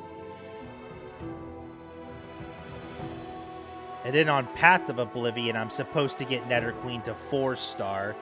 And I only have her at 2, but I do need to get 1 roll to get her to 3. But 4 still feels so far away, because I think for 4, I would need to hit 100, which means I have to roll her 5 times. Not exactly promising in that regards. Don't give into the underworld own philosophy of violence as art. It believes all forms of suffering are the most beautiful things in the universe. Stuff like that would weird me out, Obsidian. Like, no. Suffering may be a natural part, but it is not the only part.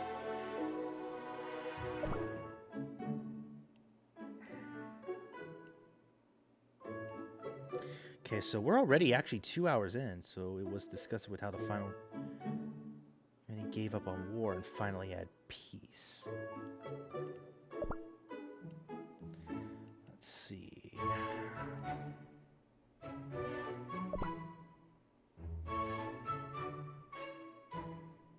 Alright, that's 2 hours out. Oh, don't you point that arm cannon at me, you pudding a la mode. Sisters! Where'd you all go?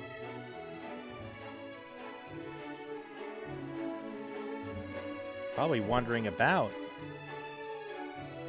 Okay, so that just leaves us with Trials of the Nether Realm. Now, we did beat this on easy mode, but easy mode was not that much of a problem. But we still have to do hard mode. Let's see. If I remember my team composition, we had espresso, mozzarella, Molluspice, black sapphire, urchin. Urchin is actually really good.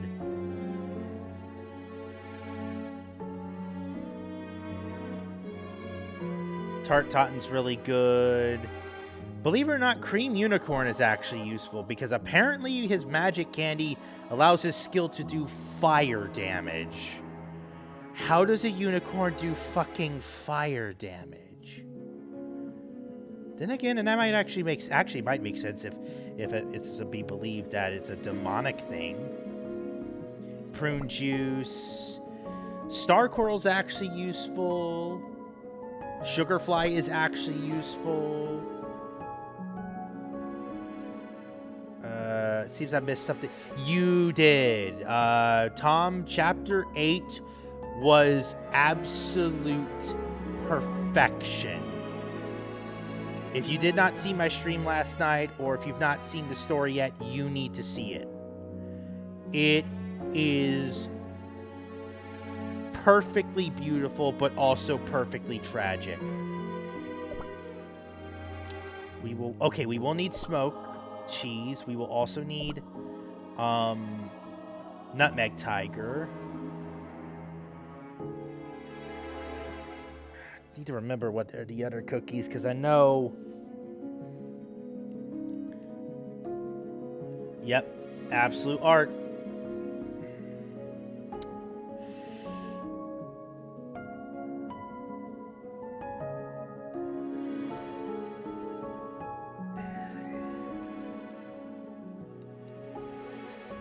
I think burnt cheese was one of them.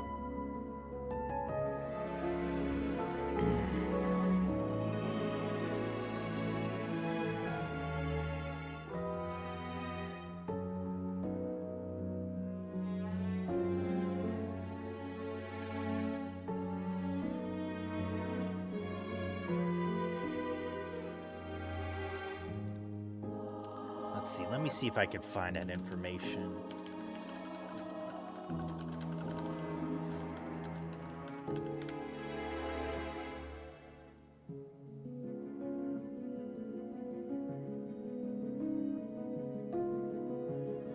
Already expected that to be your answer.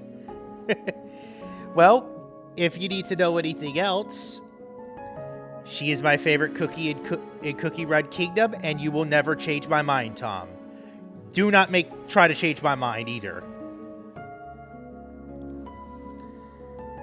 Okay, let's see. What did they say for team guides? That's team 1. That's season 1.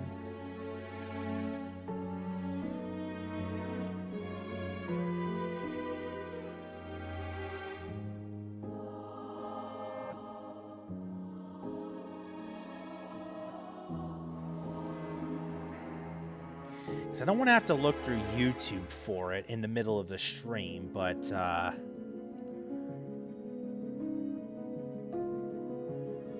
yeah, probably best not to when I'm already kind of getting weirded out by it.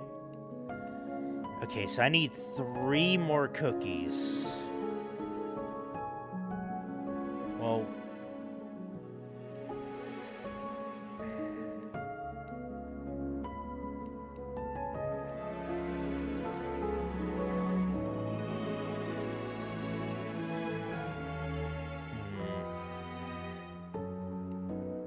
and I can only pick 1 super epic or above.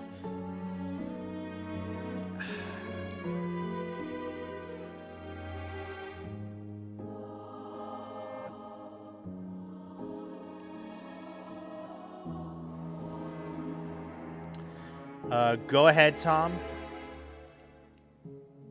I just hope it doesn't involve VR chat right now. What was the other ones?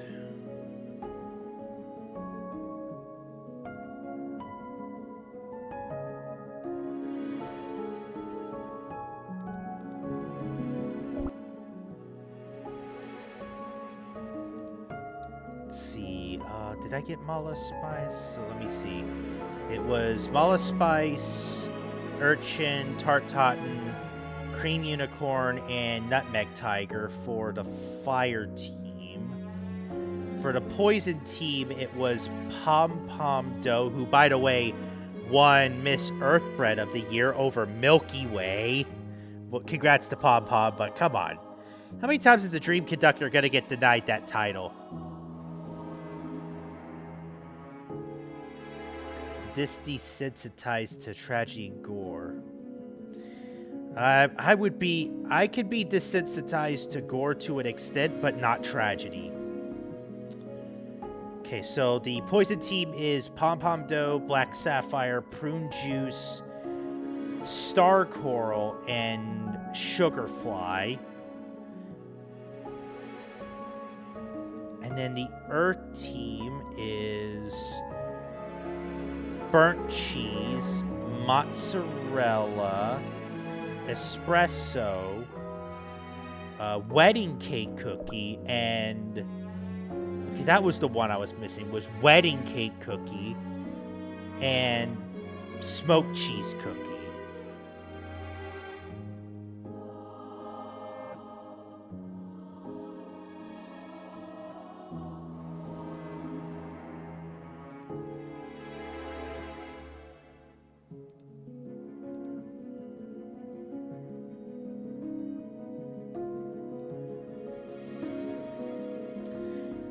Okay, once he gets to Sector 8,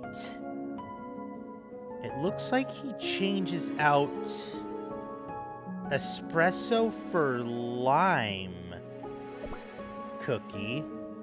So we might bring her in. Then swaps out Sugarfly for Fettuccine.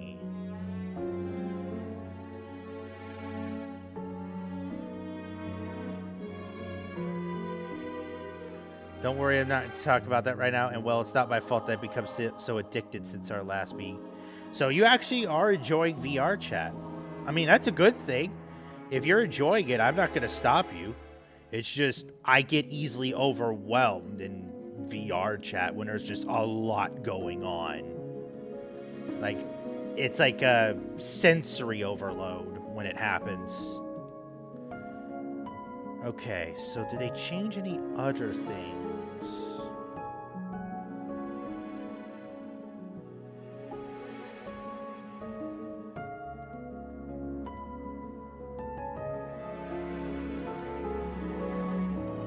They also add Peach Blossom, but I can't add her because we're already maxed out on slots.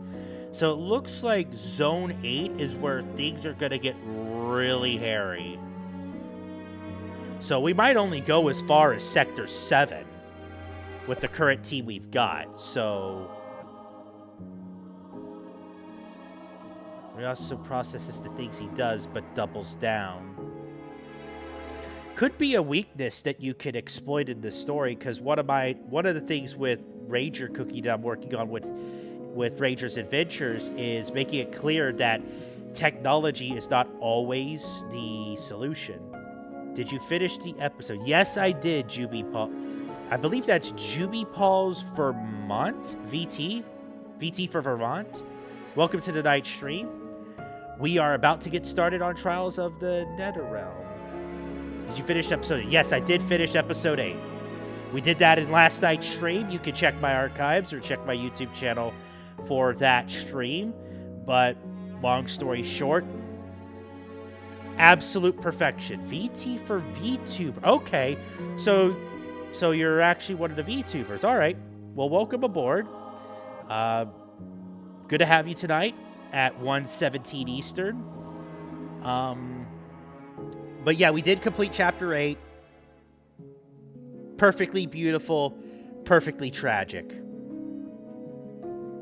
Well, in taste, there's nothing written, they say. All right, probably enough banter. Let's get into Trials of the Nether Realm Season 2. Have not streamed in a while, but yes. Okay.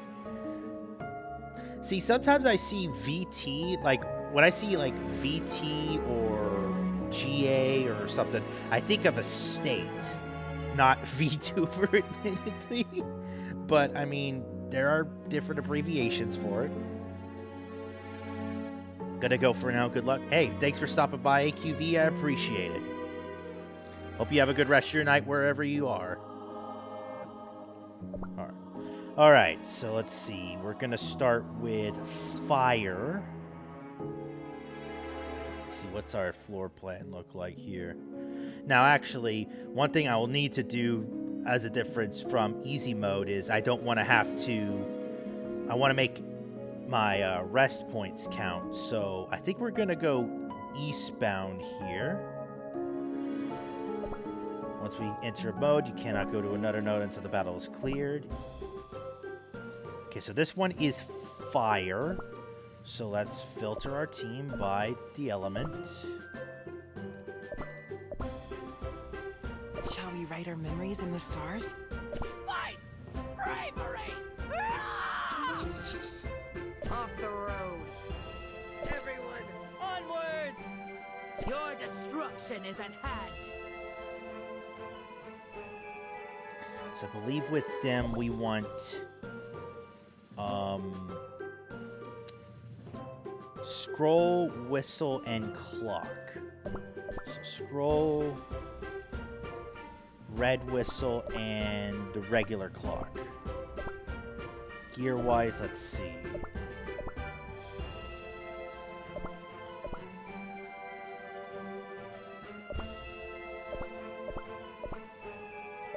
And everyone at least has some form of fire damage.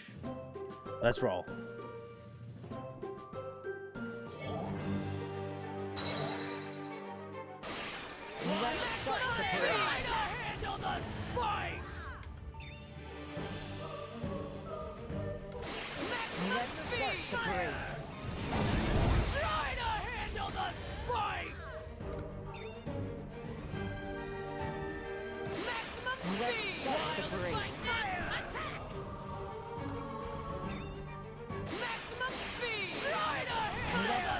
There we go.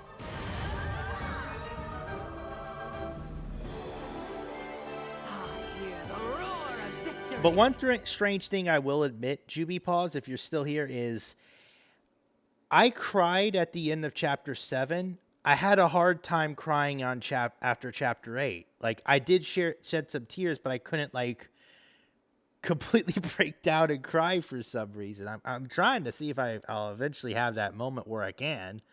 But it was really sad, but it was beautifully done.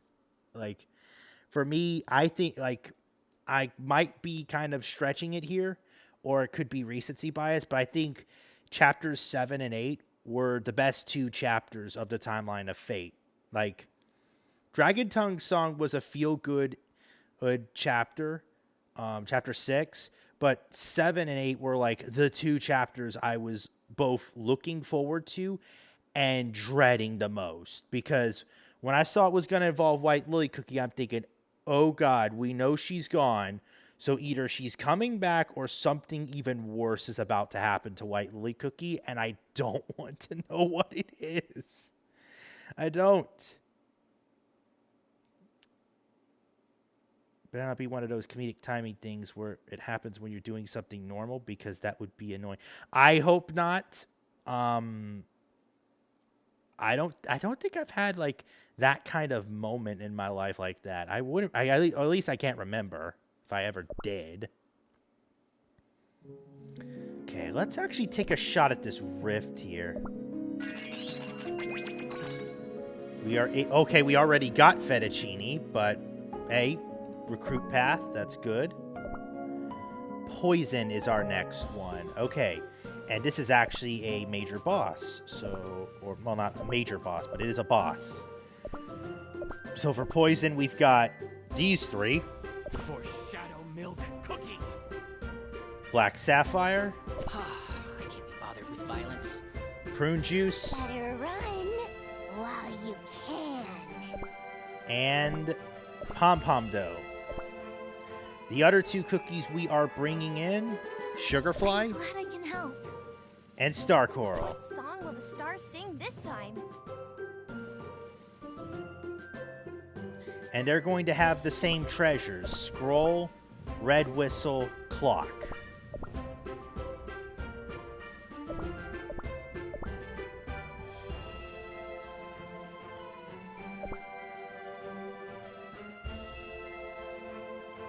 All right, let's roll on with this.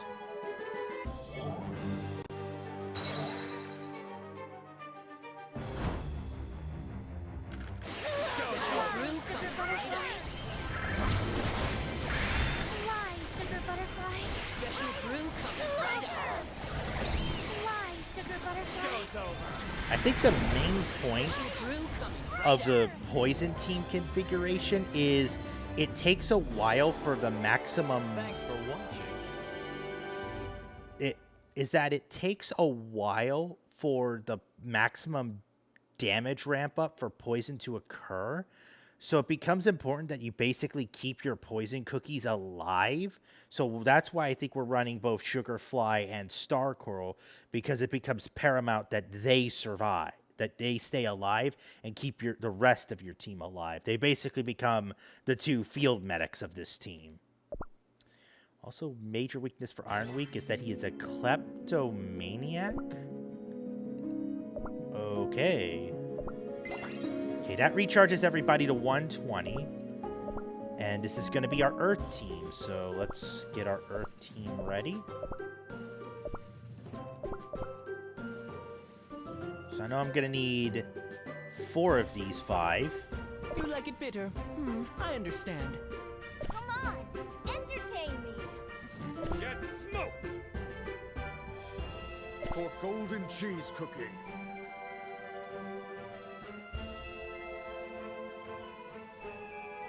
If I remember correctly, the non-elemental cookie we're going to need for Earth is wedding cake. Bride's wishes come first. Let's see. Okay, she needs to be on cooldown. He needs to be on, I think, cooldown as well.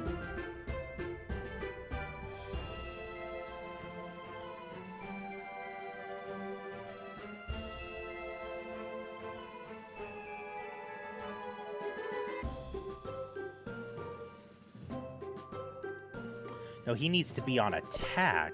Okay. Then... Wedding Cake was supposed to be on cooldown, but I just decided to go with attack. And also... I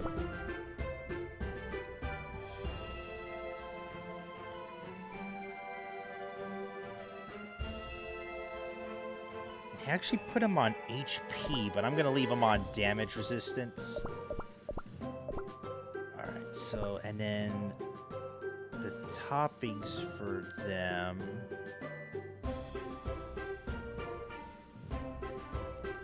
were the same. Scroll, red whistle, clock.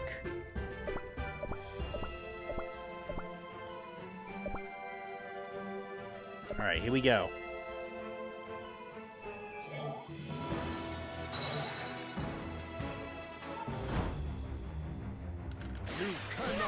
You cannot pass.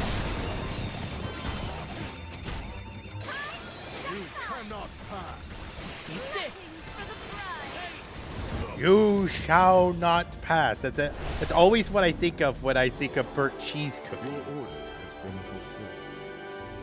Okay, that is Sector 1 cleared.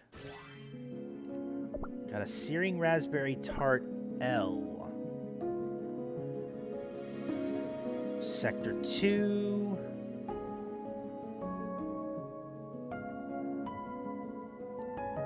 I'll take the westbound path. Alright, so Poison Team is up.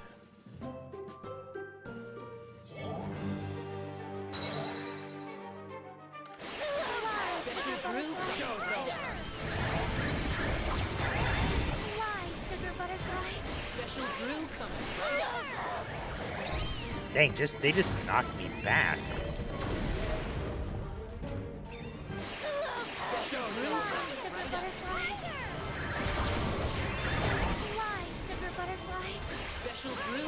I did not realize her cooldown is literally just 3 seconds.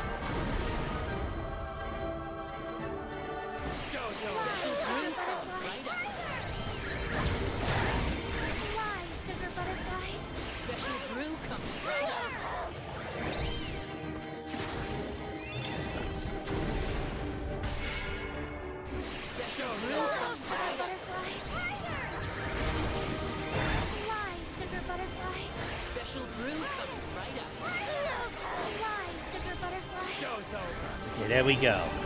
That takes care of that. Are you watching me, Gramps? Alright. So regarding my question, I want to ask about your Discord status where you mentioned that you wouldn't be active until tomorrow. It's because of the voice chat. It was the voice chat. I got, it was. And at this point, I just decided to excuse myself from future voice chats, at least for a week, and also to minimize my interactions. I got a lot of stuff that happened this week that I needed to focus on, and things are still kind of in the background right now with me. Not to mention right now, I don't think I want to continue to do voice chats on Discord weekly. It's becoming too much of a sensory overload for me, and the last thing I want to do is for voice chats to start causing conflicts. So that's why I took a pause to kind of think about some things, especially with myself after that. So yes, if you were wanting an answer regarding that, yes, it was because of the voice chats. I don't know if I'm going to do them much. I'll continue to stream and do my content, but it's becoming a sensory overload. And when I get sensory overload, I get really annoyed when that happens. So I don't know if I'm going to keep doing a lot of voice chats. I'm not the kind of person that likes to be active and stuff all the time, unless it's something I'm genuinely interested in. And I think I'm kind of reaching a point where a lot of my interests are waning right now while I focus on primary things like job security and currently keeping my family in order. So, yeah, in case you were wondering, Tom, yeah, that's exactly the reason why.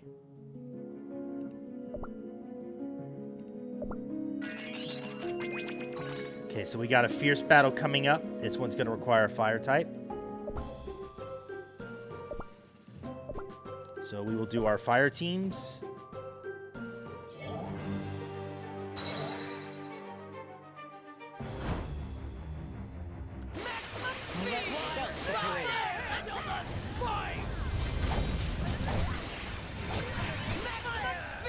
Let's start the parade. There we go.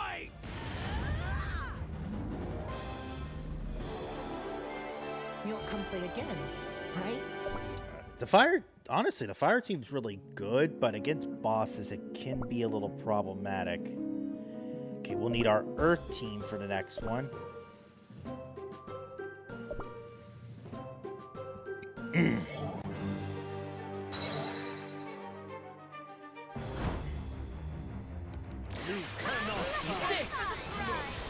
Oh, wow, he actually insta-killed that Yeti. Good grief. I offer this victory to you, my radiance. Here's something funny about history for Spain. Because people were counterfeiting gold coins with platinum, they dumped their entire national platinum supply into the freaking ocean?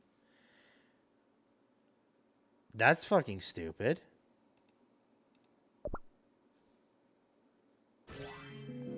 Okay, we got 30 buttercreams. I'm close to getting another 600, which is needed for upgrading an existing epic to legendary. How's our energy looking? Yeah, I might as well use it.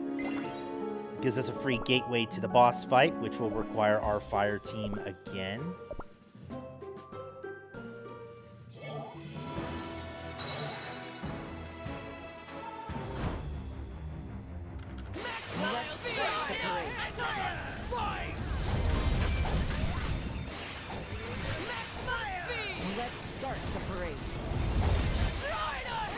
I have a feeling this boss is going to be a problem later on. Let's start the parade.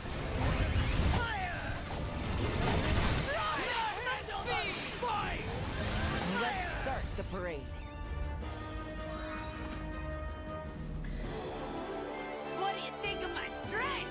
It was one of their dumbest moves to date, which is very funny because they kept finding nuggets of the stuff in the new world, but dismissed it as unripe silver.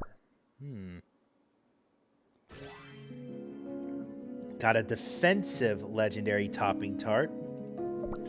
400 tart cores. Make note of the tart cores because you will need them. Alright, Sector 3. Nothing beat colonial Spain harder than itself. Apparently so. Alright, let's see. I'm actually going to go eastbound here. We'll need our Earth team again.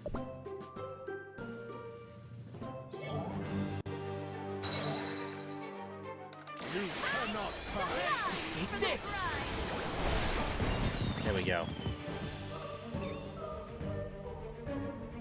You cannot pass. For the prize.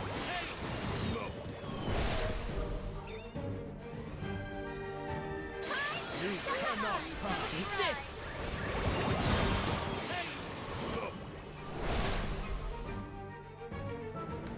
Escape this! You cannot pass. There we go.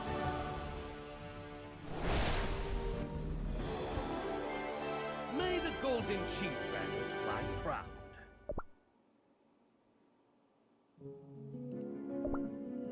Okay, now for Team Poison.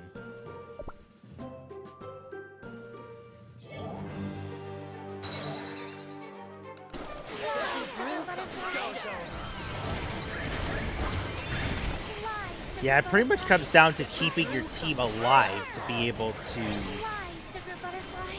Show's over.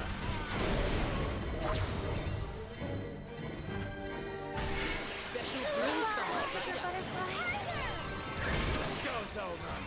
Fly, sugar butterfly. Special brew coming right up. Fly, sugar butterfly.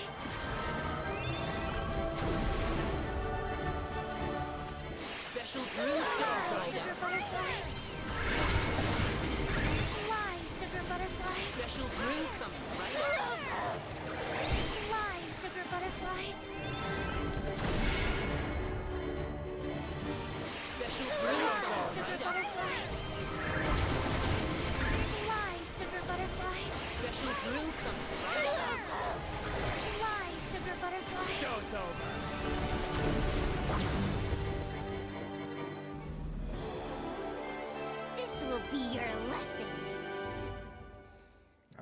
So we made it through floor 2.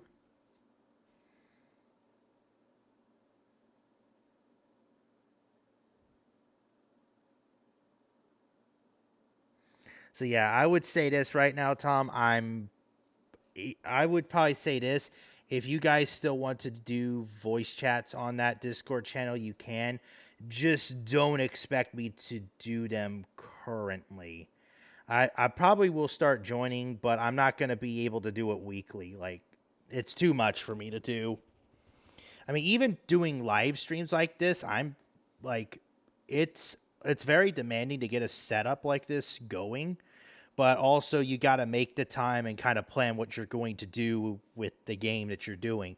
Especially with me, where I'm also trying to combine Cookie Run Kingdom with Major League Baseball. So I also, while I'm streaming, if I'm doing those ambitious streams, I also have to remind myself, oh, I have to keep my audience informed that we have a baseball game. The score is this, and here's what's going on right now. But as you know, last night's stream with Chapter 7, the story was so good, I had to remind myself, oh, hey, check the score and see what's going on with the baseball game.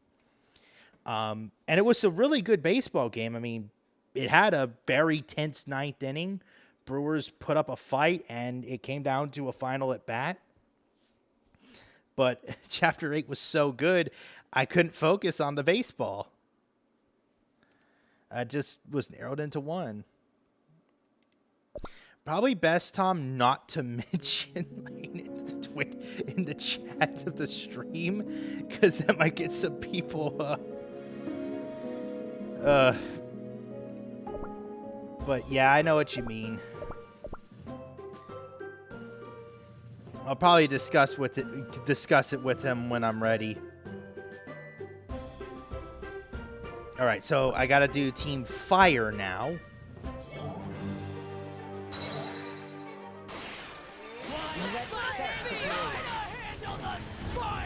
There we go.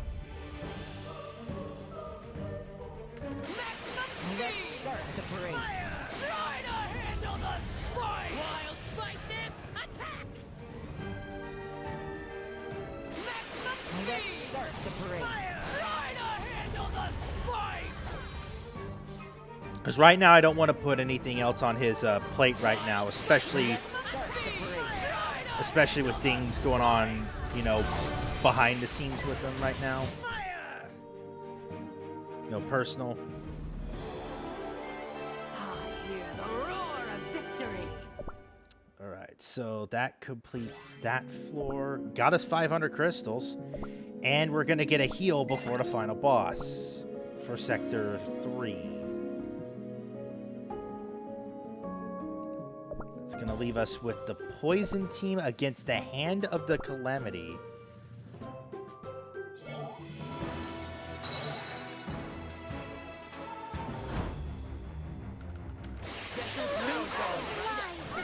$200 million health. Oh boy.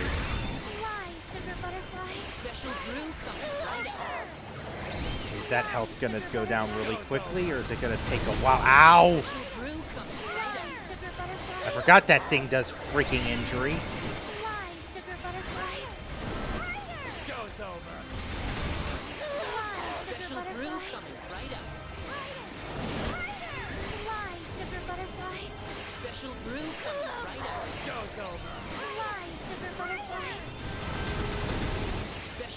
Okay, well, yeah, that's the big problem right now with the poison teams, is that they have to build up the ramp up for their damage output.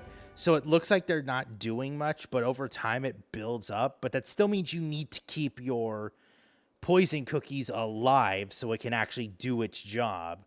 So it's probably why Sugarfly and Star Coral are mandatory for running the poison teams.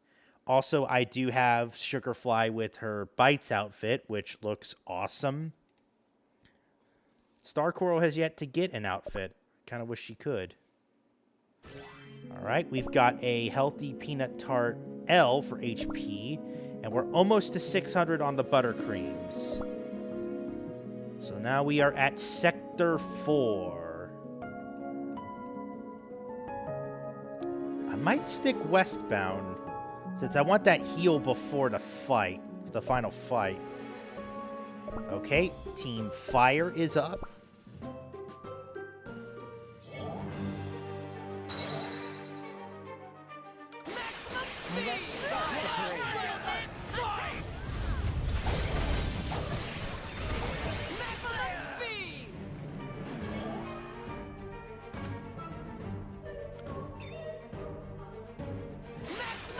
I guess we killed the other wave. Or maybe the other wave glitched out.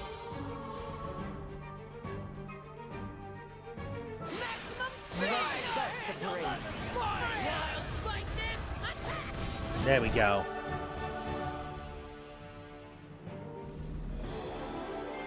Another victory for the tribe. Now we need Team Earth.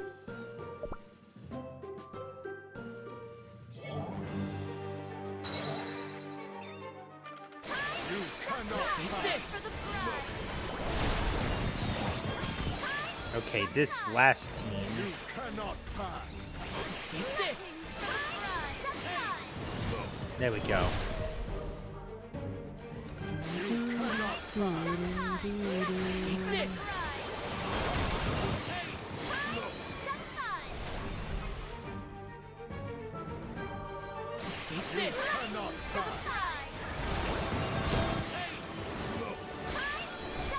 Oop.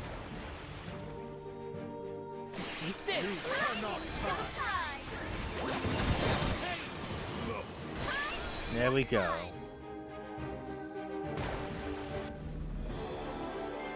Everyone's happy and smiling. It's a win. Indeed, wedding cake. Alright, we'll keep going westbound, hit this first rift. We get a healing station, alright. So that gets everyone back to 120 and also gives us 100 tart cores. Fire team ready to deploy. Actually makes sense why fire would be recommended for this.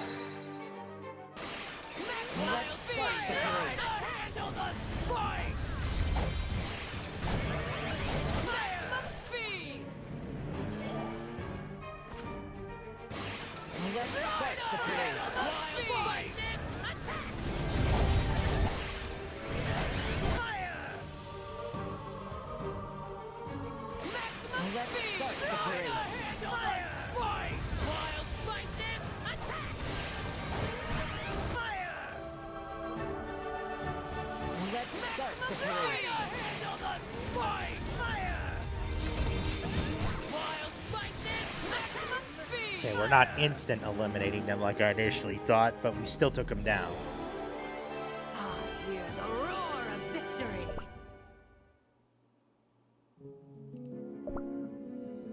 Gonna need the Earth team again for a boss against the Yeti. Alright.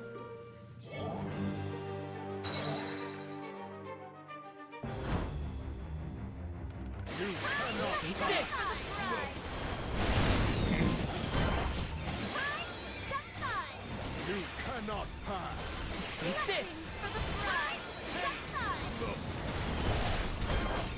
You cannot pass.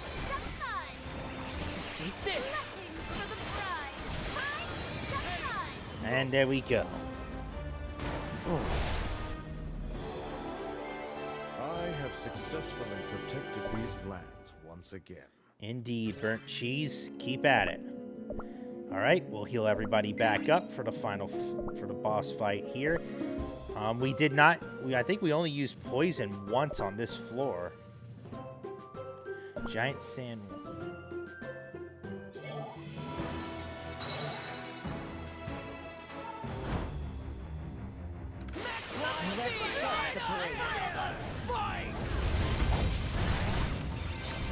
Don't appreciate that.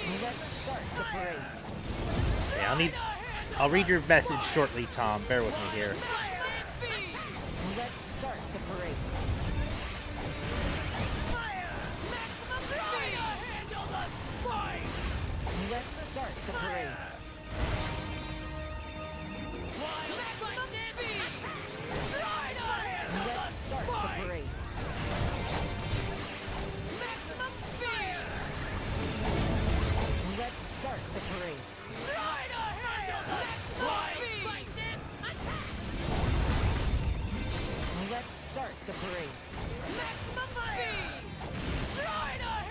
there we go. spikes!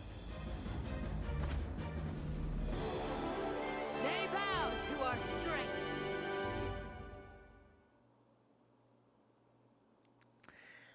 Is it about Tom himself, right? I'm guessing that's what you're talking about, or is it another OC that I haven't seen yet? I would guess it's gonna be about your main OC, Tom. Okay, I've got an attack speed 140,000 coins, and 15 epic toppings. That's a lot. All right, we are now into Sector 5.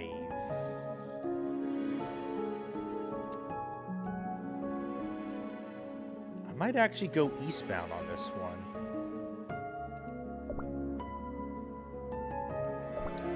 Earth team again. All right.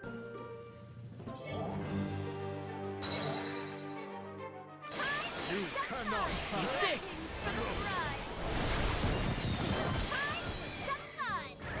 You cannot pass.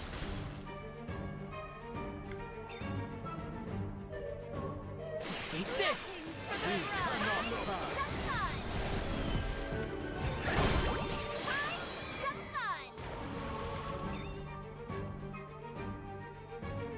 Escape this! You cannot pass.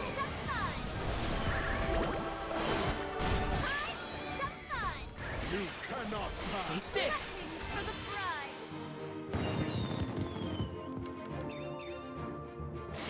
You cannot pass. Escape this! There we go.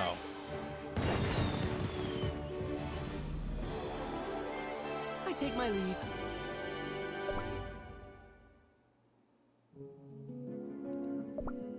Okay, now we've got a poison fight. There we go. I was wondering why they were being skipped. Special brew coming right up.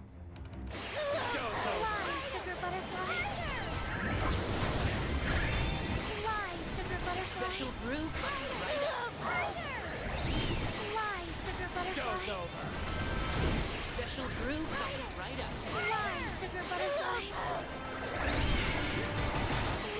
Special brew coming right up.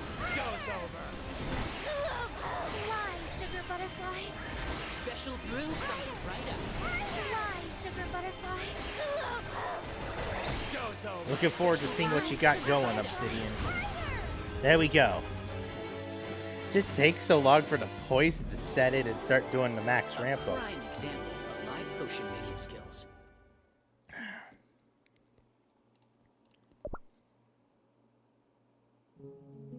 All right, now for the rift.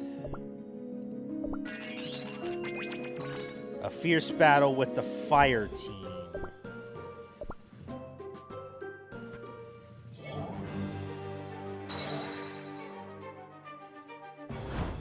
Here we go.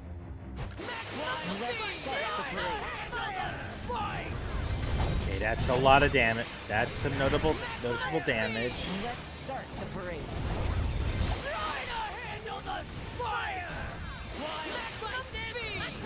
Let's start the parade.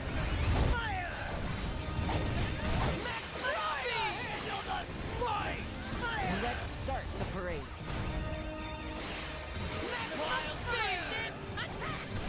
There we go.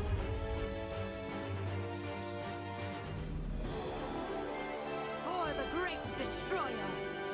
All right, that is floor 3. We will go this way, take on the earth part.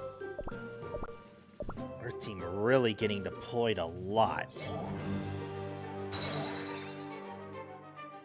Escape this! You cannot pass.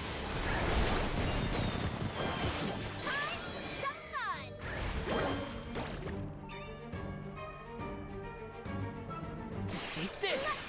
You cannot pass. Oh, these enemies could be a lot of trouble later.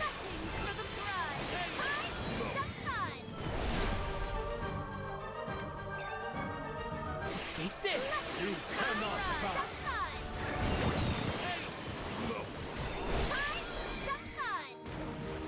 Escape You this! cannot cannot pass. For the pride.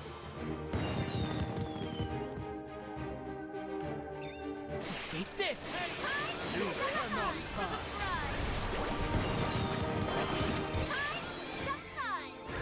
You cannot escape this. Okay. Whew. Another glitch purged. Right. Then we've got a healing station. Let's take on the baddie here with fire. Oh, it's another sugar golem. This could be trouble, actually. Let's see.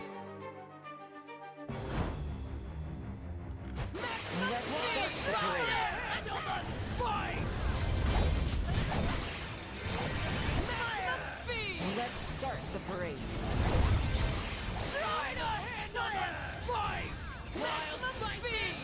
Let's start the parade.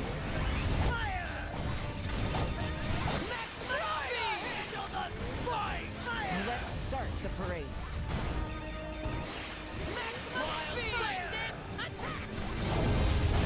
Let's start the parade. There we go. Oh. Another victory for the tribe. Alright, so then that leaves us with the boss of Sector 5. Gonna require Earth again. Oh, it's a corrupted dark cacao cookie.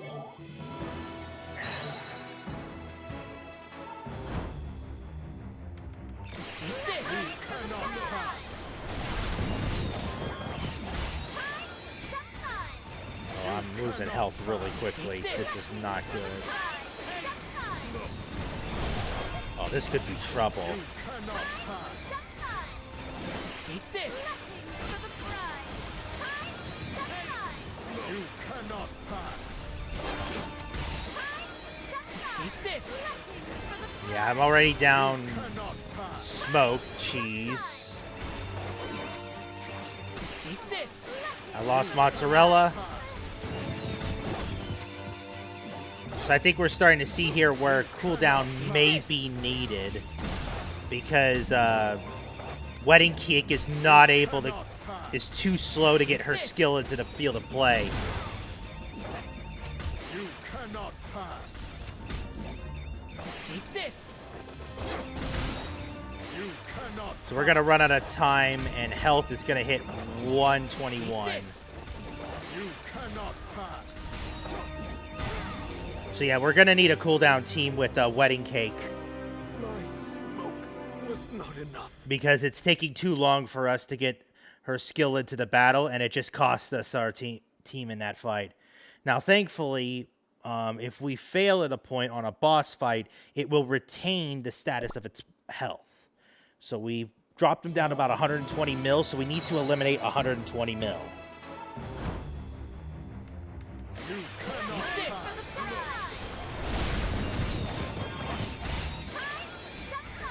You cannot pass. Escape this. You cannot pass. Escape this. There we go.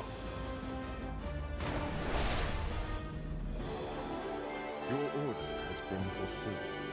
Which is my name for a while. I felt like his personality was very bland or almost too simple for...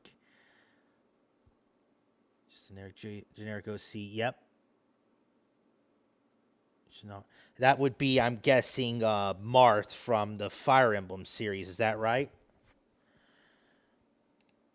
Okay, so Sector 5 is cleared. Got a crit legendary. Okay, let's see.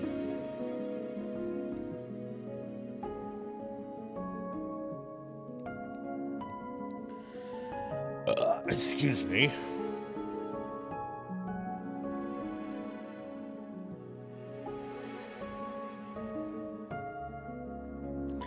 Okay, let's do this way. So we'll do Poison Team first. So I think that means we're in Sector 6. We're Trouble's gonna start brewing once we hit Sector 8. Fly,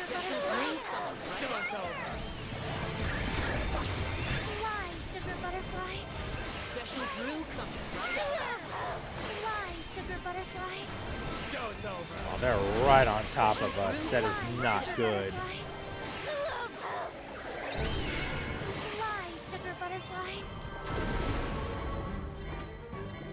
Special brew Sugar butterfly. Fly, sugar butterfly. Special brew coming right up. Fly, sugar butterfly.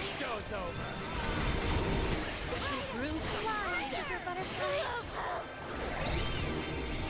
Fly, sugar butterfly.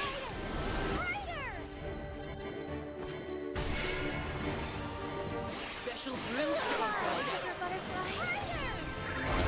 Be a lot of trouble if it's gonna be this. Special brew coming right up. Fly, sugar butterfly. Special brew coming right up. Fly, sugar butterfly. Fly, sugar butterfly. Special brew coming right up. Sugarfly, I don't think you should be at the front of the line. I appreciate it, but we do not need you at the front like that.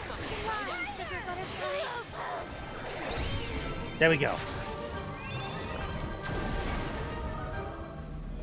It would be too bland for watching. Okay, that's understandable. All right, fire team ready for deployment against the brown sugar golem.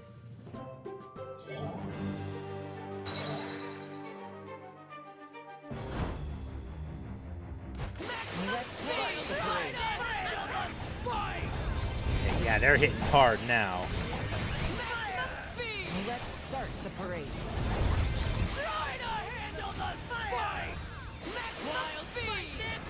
Let's start the parade.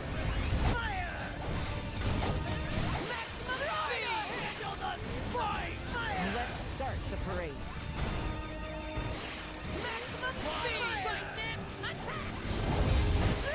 Let's start the parade.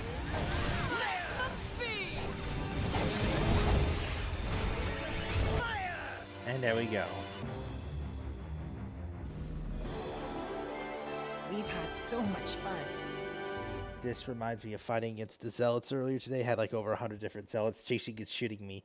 And you only had plasma, and I'm guessing that's not very effective against them. Okay. Okay, we're actually approaching 3 hours. We're at 2 o'clock Eastern time. Another normal battle. I could have taken that heal if I'm honest. This could be a mess, but let's see.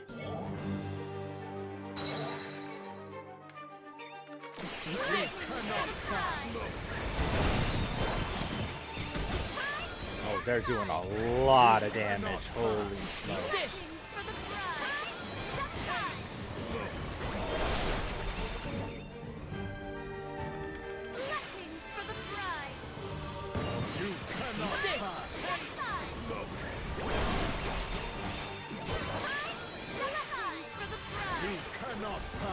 Escape this!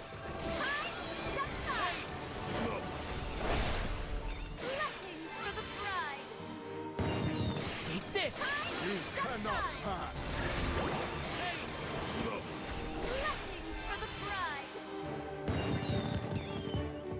Escape this! You cannot pass.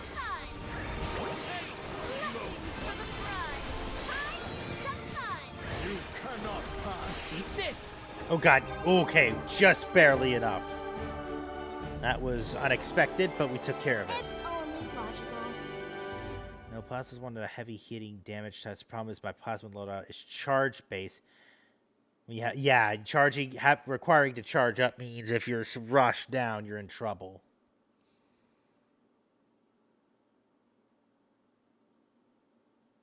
Okay, so you're basically basing him off of Doyce. All right.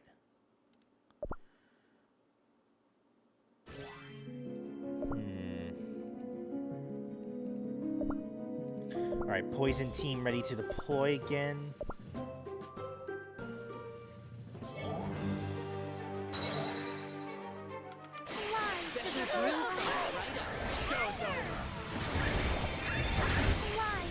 Special brew coming right up. Fly, sugar butterfly. Show's over.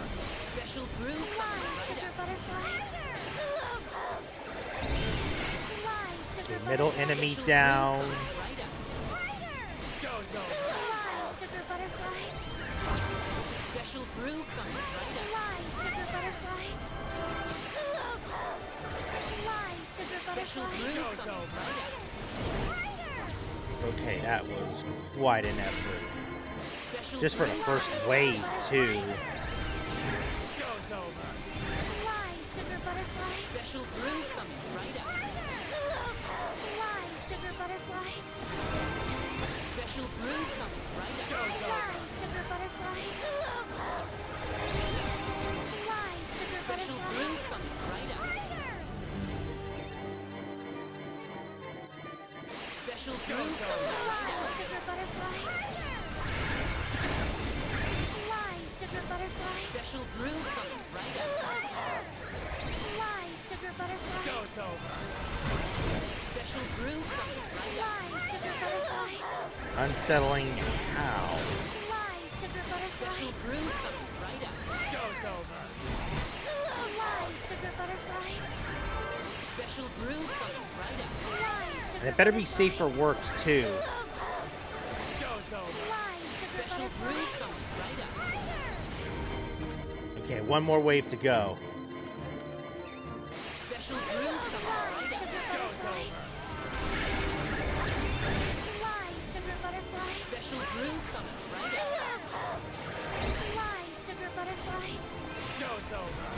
Special brew coming right up. Fly, sugar butterfly. And these enemies are really taking a while for that poison to kick in and drop their health. Fly, sugar butterfly. Special brew 50 seconds, 40 seconds. Fly, sugar Special butterfly. brew coming right up. Okay. Alright.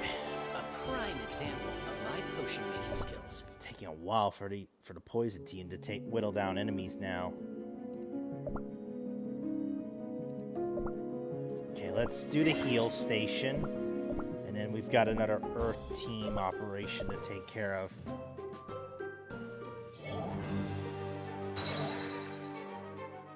You cannot pass. This!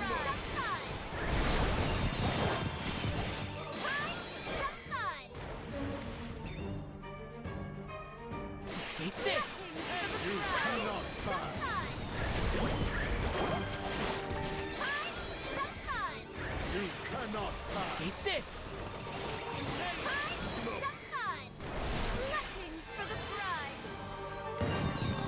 Escape You this! cannot pass. Now they're really going after my wedding cake cookie right now. Escape this!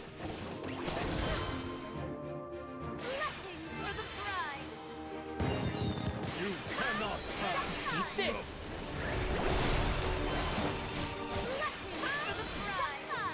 You cannot pass. Escape this!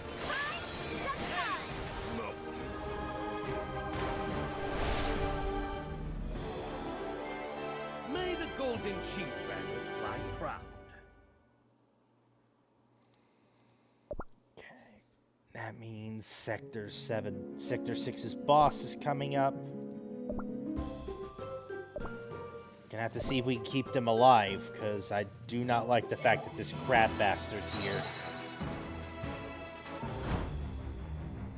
Special brew coming right up.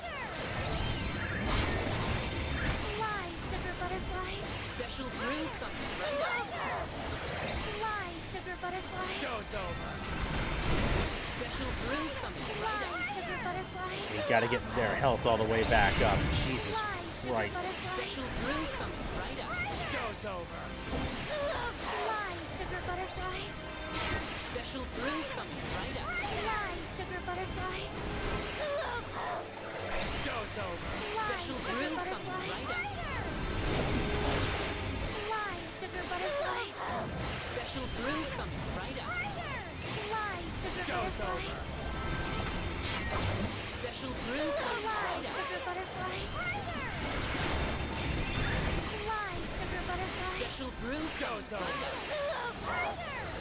I do not think we're gonna one round this bastard. Special brew coming right up. Fly, sugar butterflies. Show's over. Fly, sugar Special butterflies. brew coming right up. Fly, sugar butterflies. Special brew coming right up. Fly, sugar butterflies. So about 60 mil. I hate it all. Yeah, the damage was not building up fast enough to put him down to 0. And that's the main problem with the poison team is it's got to build up to the poison damage amount. And sometimes it's not going to result in immediately desecrating the target. Fly, sugar butterflies. Special brew coming right up. Fly, sugar butterflies. Show's over. Special brew coming right up. Fly, sugar butterflies. Fly, sugar butterflies. Special brew coming right up. Show's over. Fly, sugar butterflies. There we go. Break that stupid machine down. This will be your lesson. Was a total egomaniac. He inserts himself as the hero and goes to the tower to destroy it. Use an auto cannon as a support weapon. It's not the best, but I'm dealing with light to me. Yeah, you need to verify, diversify your weapon portfolio in that game. Probably Obsidian. Okay, we're getting into the tougher stages. We're in Sector 7. Looks like there is a boss with Sugarfly coming up. We will need the fire team for that. I'm actually going to go ahead and do this one then. We'll see what happens here. Let's start the parade.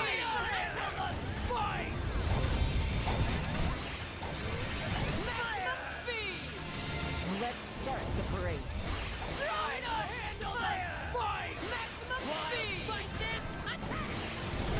Let's start the parade.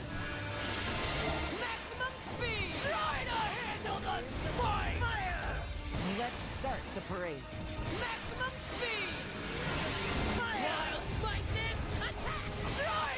Let's start the parade.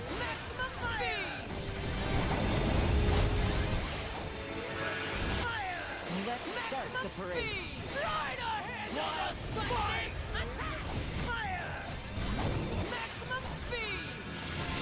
The stun's really annoying too.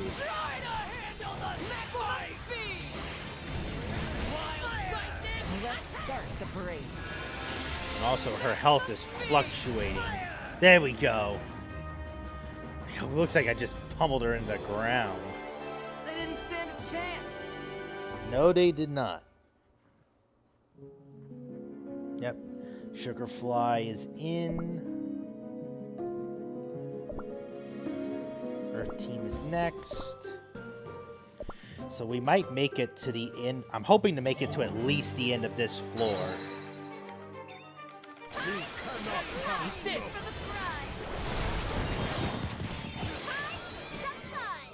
You cannot pass. Escape this.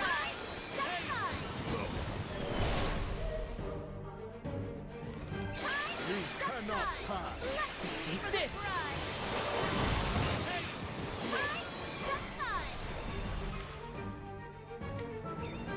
Escape this. You cannot pass.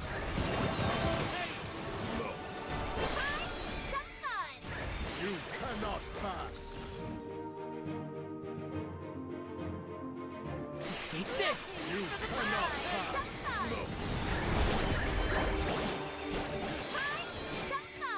You cannot pass. Escape this. There we go. But true, but developers, for whatever reason, don't make other support weapons worth using. Because the recoilless works on all fronts, and there isn't exactly a support weapon that can do the same.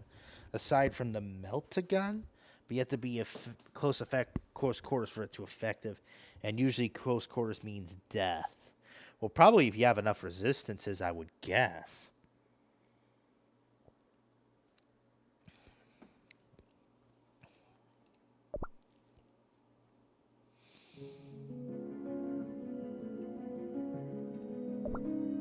Okay, poison team is in. have a feeling I'm going to start having problems with my poison team real soon. Fly,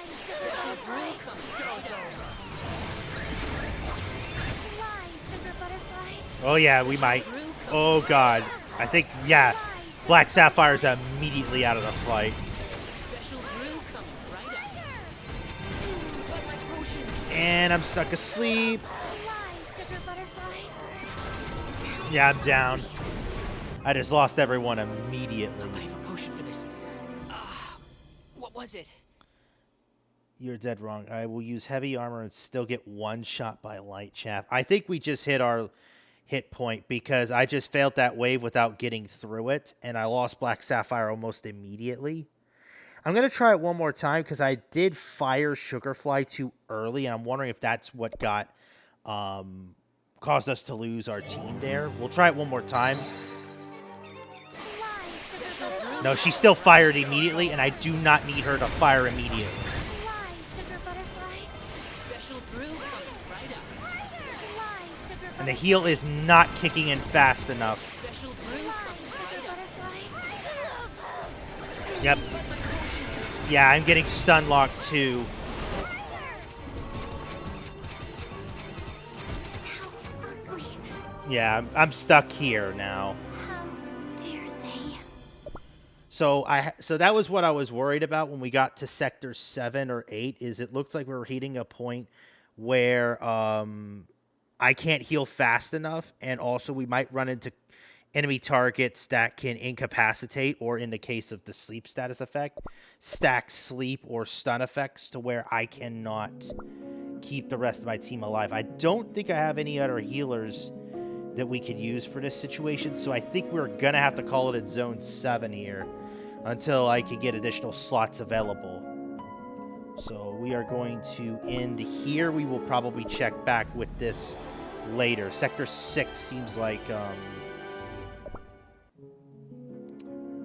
So Sector 6 is going to be our limit right now. Now, it looks like our slot numbers have expanded. We are up to 23. I'm wondering if this is where Eternal Sugar might be useful, since having her in play means probably not only poison, but also freezing effects. See more unsettling at the end of the battle when Deutsch, just before defeating him with one of his signature rocks, is swept away by Pedetto, who appears out of nowhere to give him a real thrashing, handing Noise to victory. After the battle, Deutsch is found dead, never to return.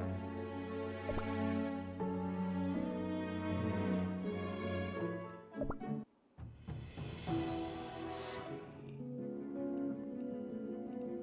Okay, that's still there.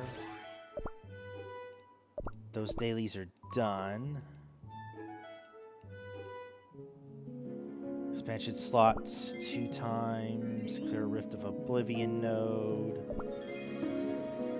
Hit 700 points so we can get 20 biscuit doughs.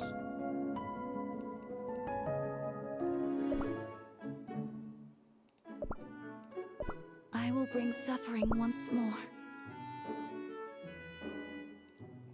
Chats. Some other chats as well. Okay, I'll check those out later.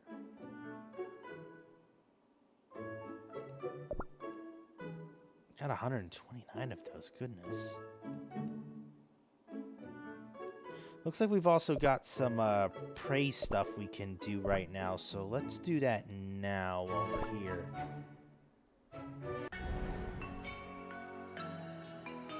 You get killed by a random, especially if it's a very fast light unit that you can't react to.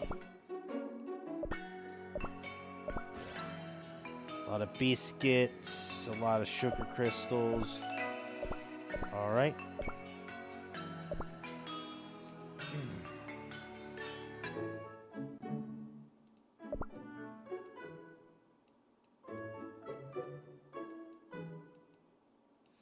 Okay, just seeing if we have anything else. I don't want to skip through the season here.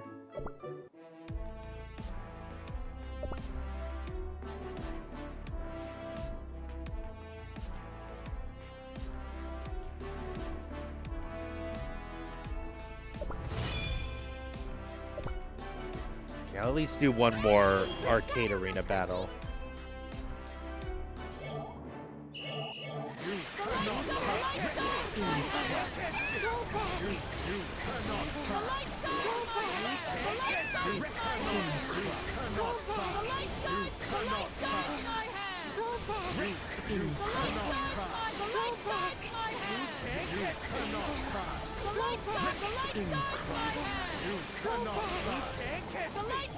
Oh, I lost Asphodel. That's really bad.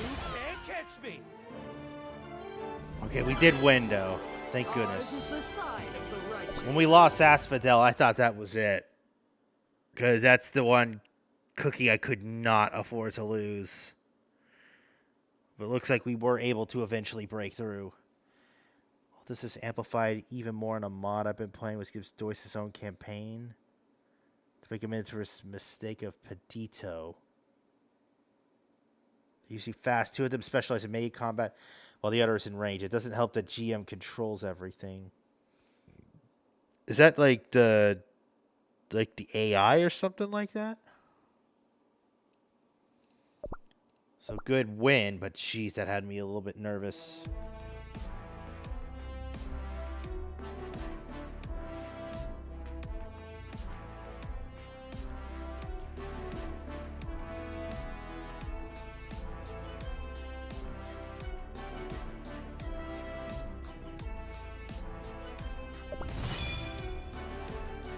This one could actually be trouble.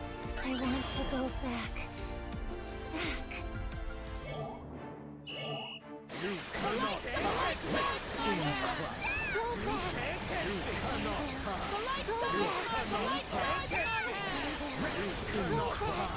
Oh, I lost Rebel too.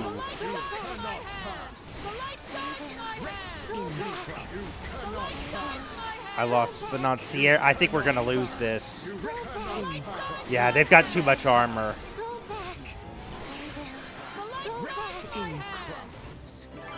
So Mental is gonna be a bastard in some of these modes. Remember, this team is reliant on Asphodel doing enough damage to get behind the lines, which it looks like we were able to get their Candy Apple out of the fight right away, but we couldn't get everybody else out of the fight either. In fact, I lost my Rebel Cookie way too alongside Candy Apple, and I think that's where I lost. I needed my Rebel to tank a little more, and he just could not.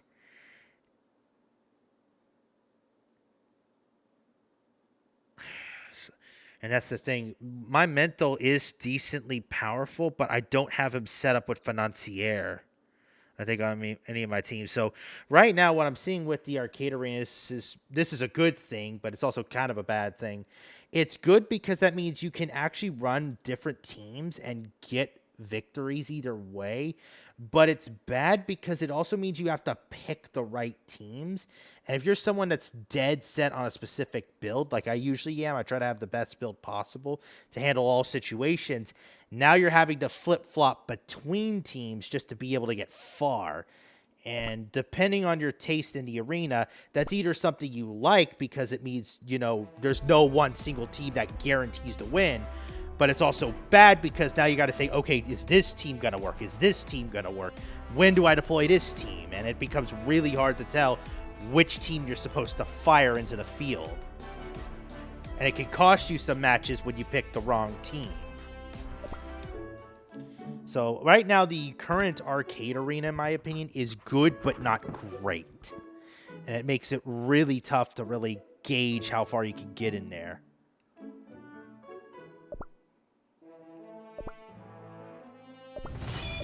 Gotta still do all these as well.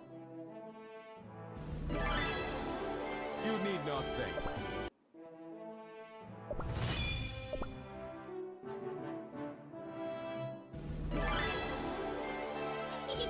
I won again. Alright, I think that's gonna do for now. And I think that might be it for tonight because we are at 2:21 Eastern. I did want to keep this stream relatively short if we were going to do this tonight. Let's see. Is there anything else we need to do? Plus, I gotta be at my church in the morning. 11:15 for family Bible hour. Yes, they have one person decisive to core submissions. Of course, you couldn't rig things, but you have control over what you fought. Might go ahead and get this balloon dock back here. Let's do that.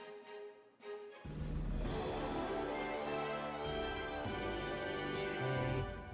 Let's get another team out there.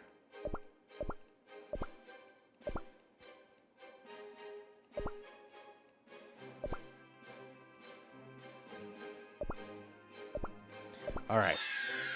Get those guys out on the way. Do you see the endless snow as well?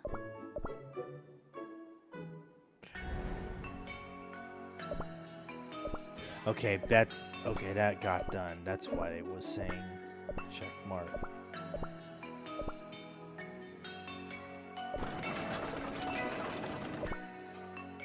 Hoping the best works out on it for that campaign, Obsidian. Yeah, you can tell me more either Sunday or Monday, Tom. But we are approaching 2:30 a.m. Eastern time here in the southeastern states, and I'm gonna need to get rested for tomorrow. And probably, I don't know if I will be streaming tomorrow. Just because we've done most of the primary stuff we need to do in CRK. So there's really no reason for me to stream unless this stream has some audio issues that I didn't check. So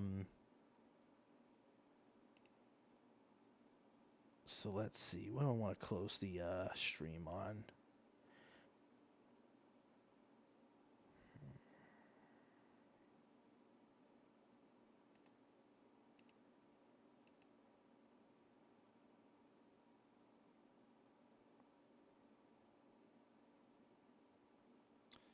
So just trying to find a theme I might want to use.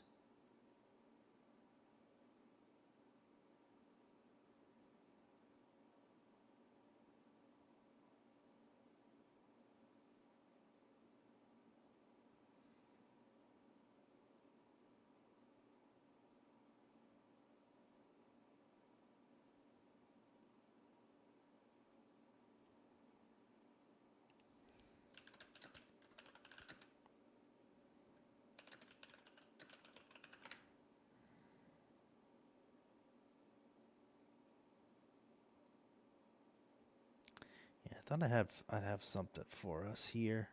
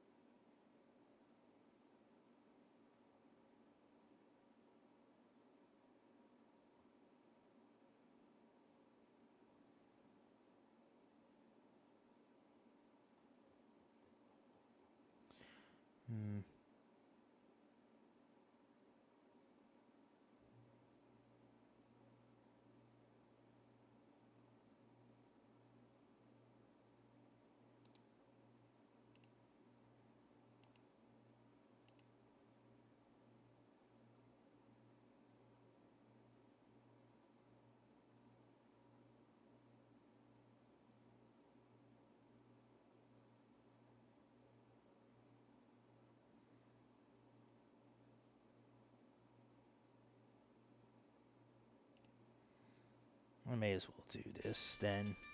But yeah, that is going to be it for tonight's stream. If I do a stream tomorrow, it's going to be more of an improv stream. But in all likelihood, our next stream will be on, well, any streams until for 2 weeks now, basically. But likely our next stream will be on Chapter 9 of the Timeline of Fate. And I'm just going to say it right now. It's been one hell of a ride. Chapter 7, Chapter 8 have been amazing. And having White Lily Cookie along for the ride, getting to see what's been going through her mind, and hoping, you know, maybe we'll see her again. We don't know. We know they both went through that gate, but we only saw pure vanilla come out of that. So the question is, where's White Lily Cookie gone? Honestly, I don't know if we're going to get that answer. At least probably not for a while. I'm looking forward to what you got into Works Obsidian. In the meantime, over the next 2 weeks for me, probably going to focus on just keeping myself sane at this point. Got some personal stuff I need to sort out. How do I feel about Chapter 9 right now? I don't know, because I'm still trying to soak in Chapter 8.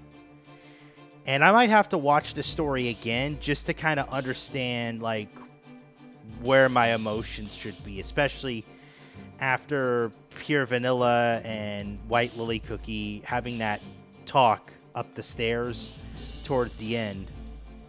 So, yeah, I don't, and as I said earlier, I don't know how DevSys is going to top Chapter 7 and 8. It was so emotional, but beautiful and tragic as it needed to be. And I just don't know how you top it. So we'll find out in 2 weeks. I'm hoping to get all the remaining stuff done.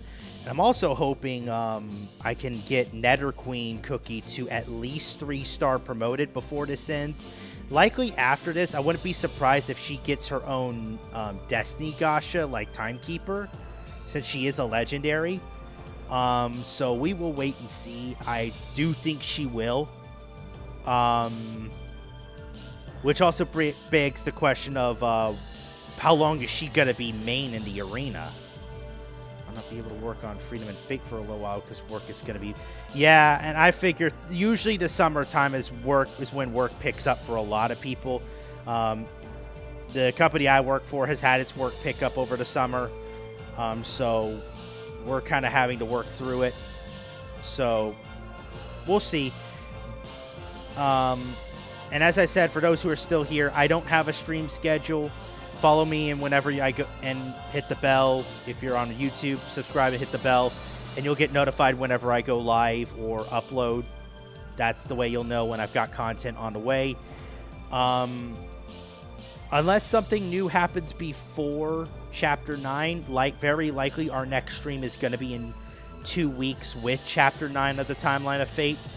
But honestly, it's just like, how do you top this, DevSys? You've torn my heart asunder. You made me love White Lily Cookie so much enough for her to be a friend. A lifelong friend. What's going to top that? We'll have to see. So, until the next stream, it's been an honor having you guys here tonight. Like this stream if you liked it, disliked it, or for some reason you didn't. Leave your feedback in the comment section below, and I will catch you guys in the next stream. This is Sound Effect 09, signing out.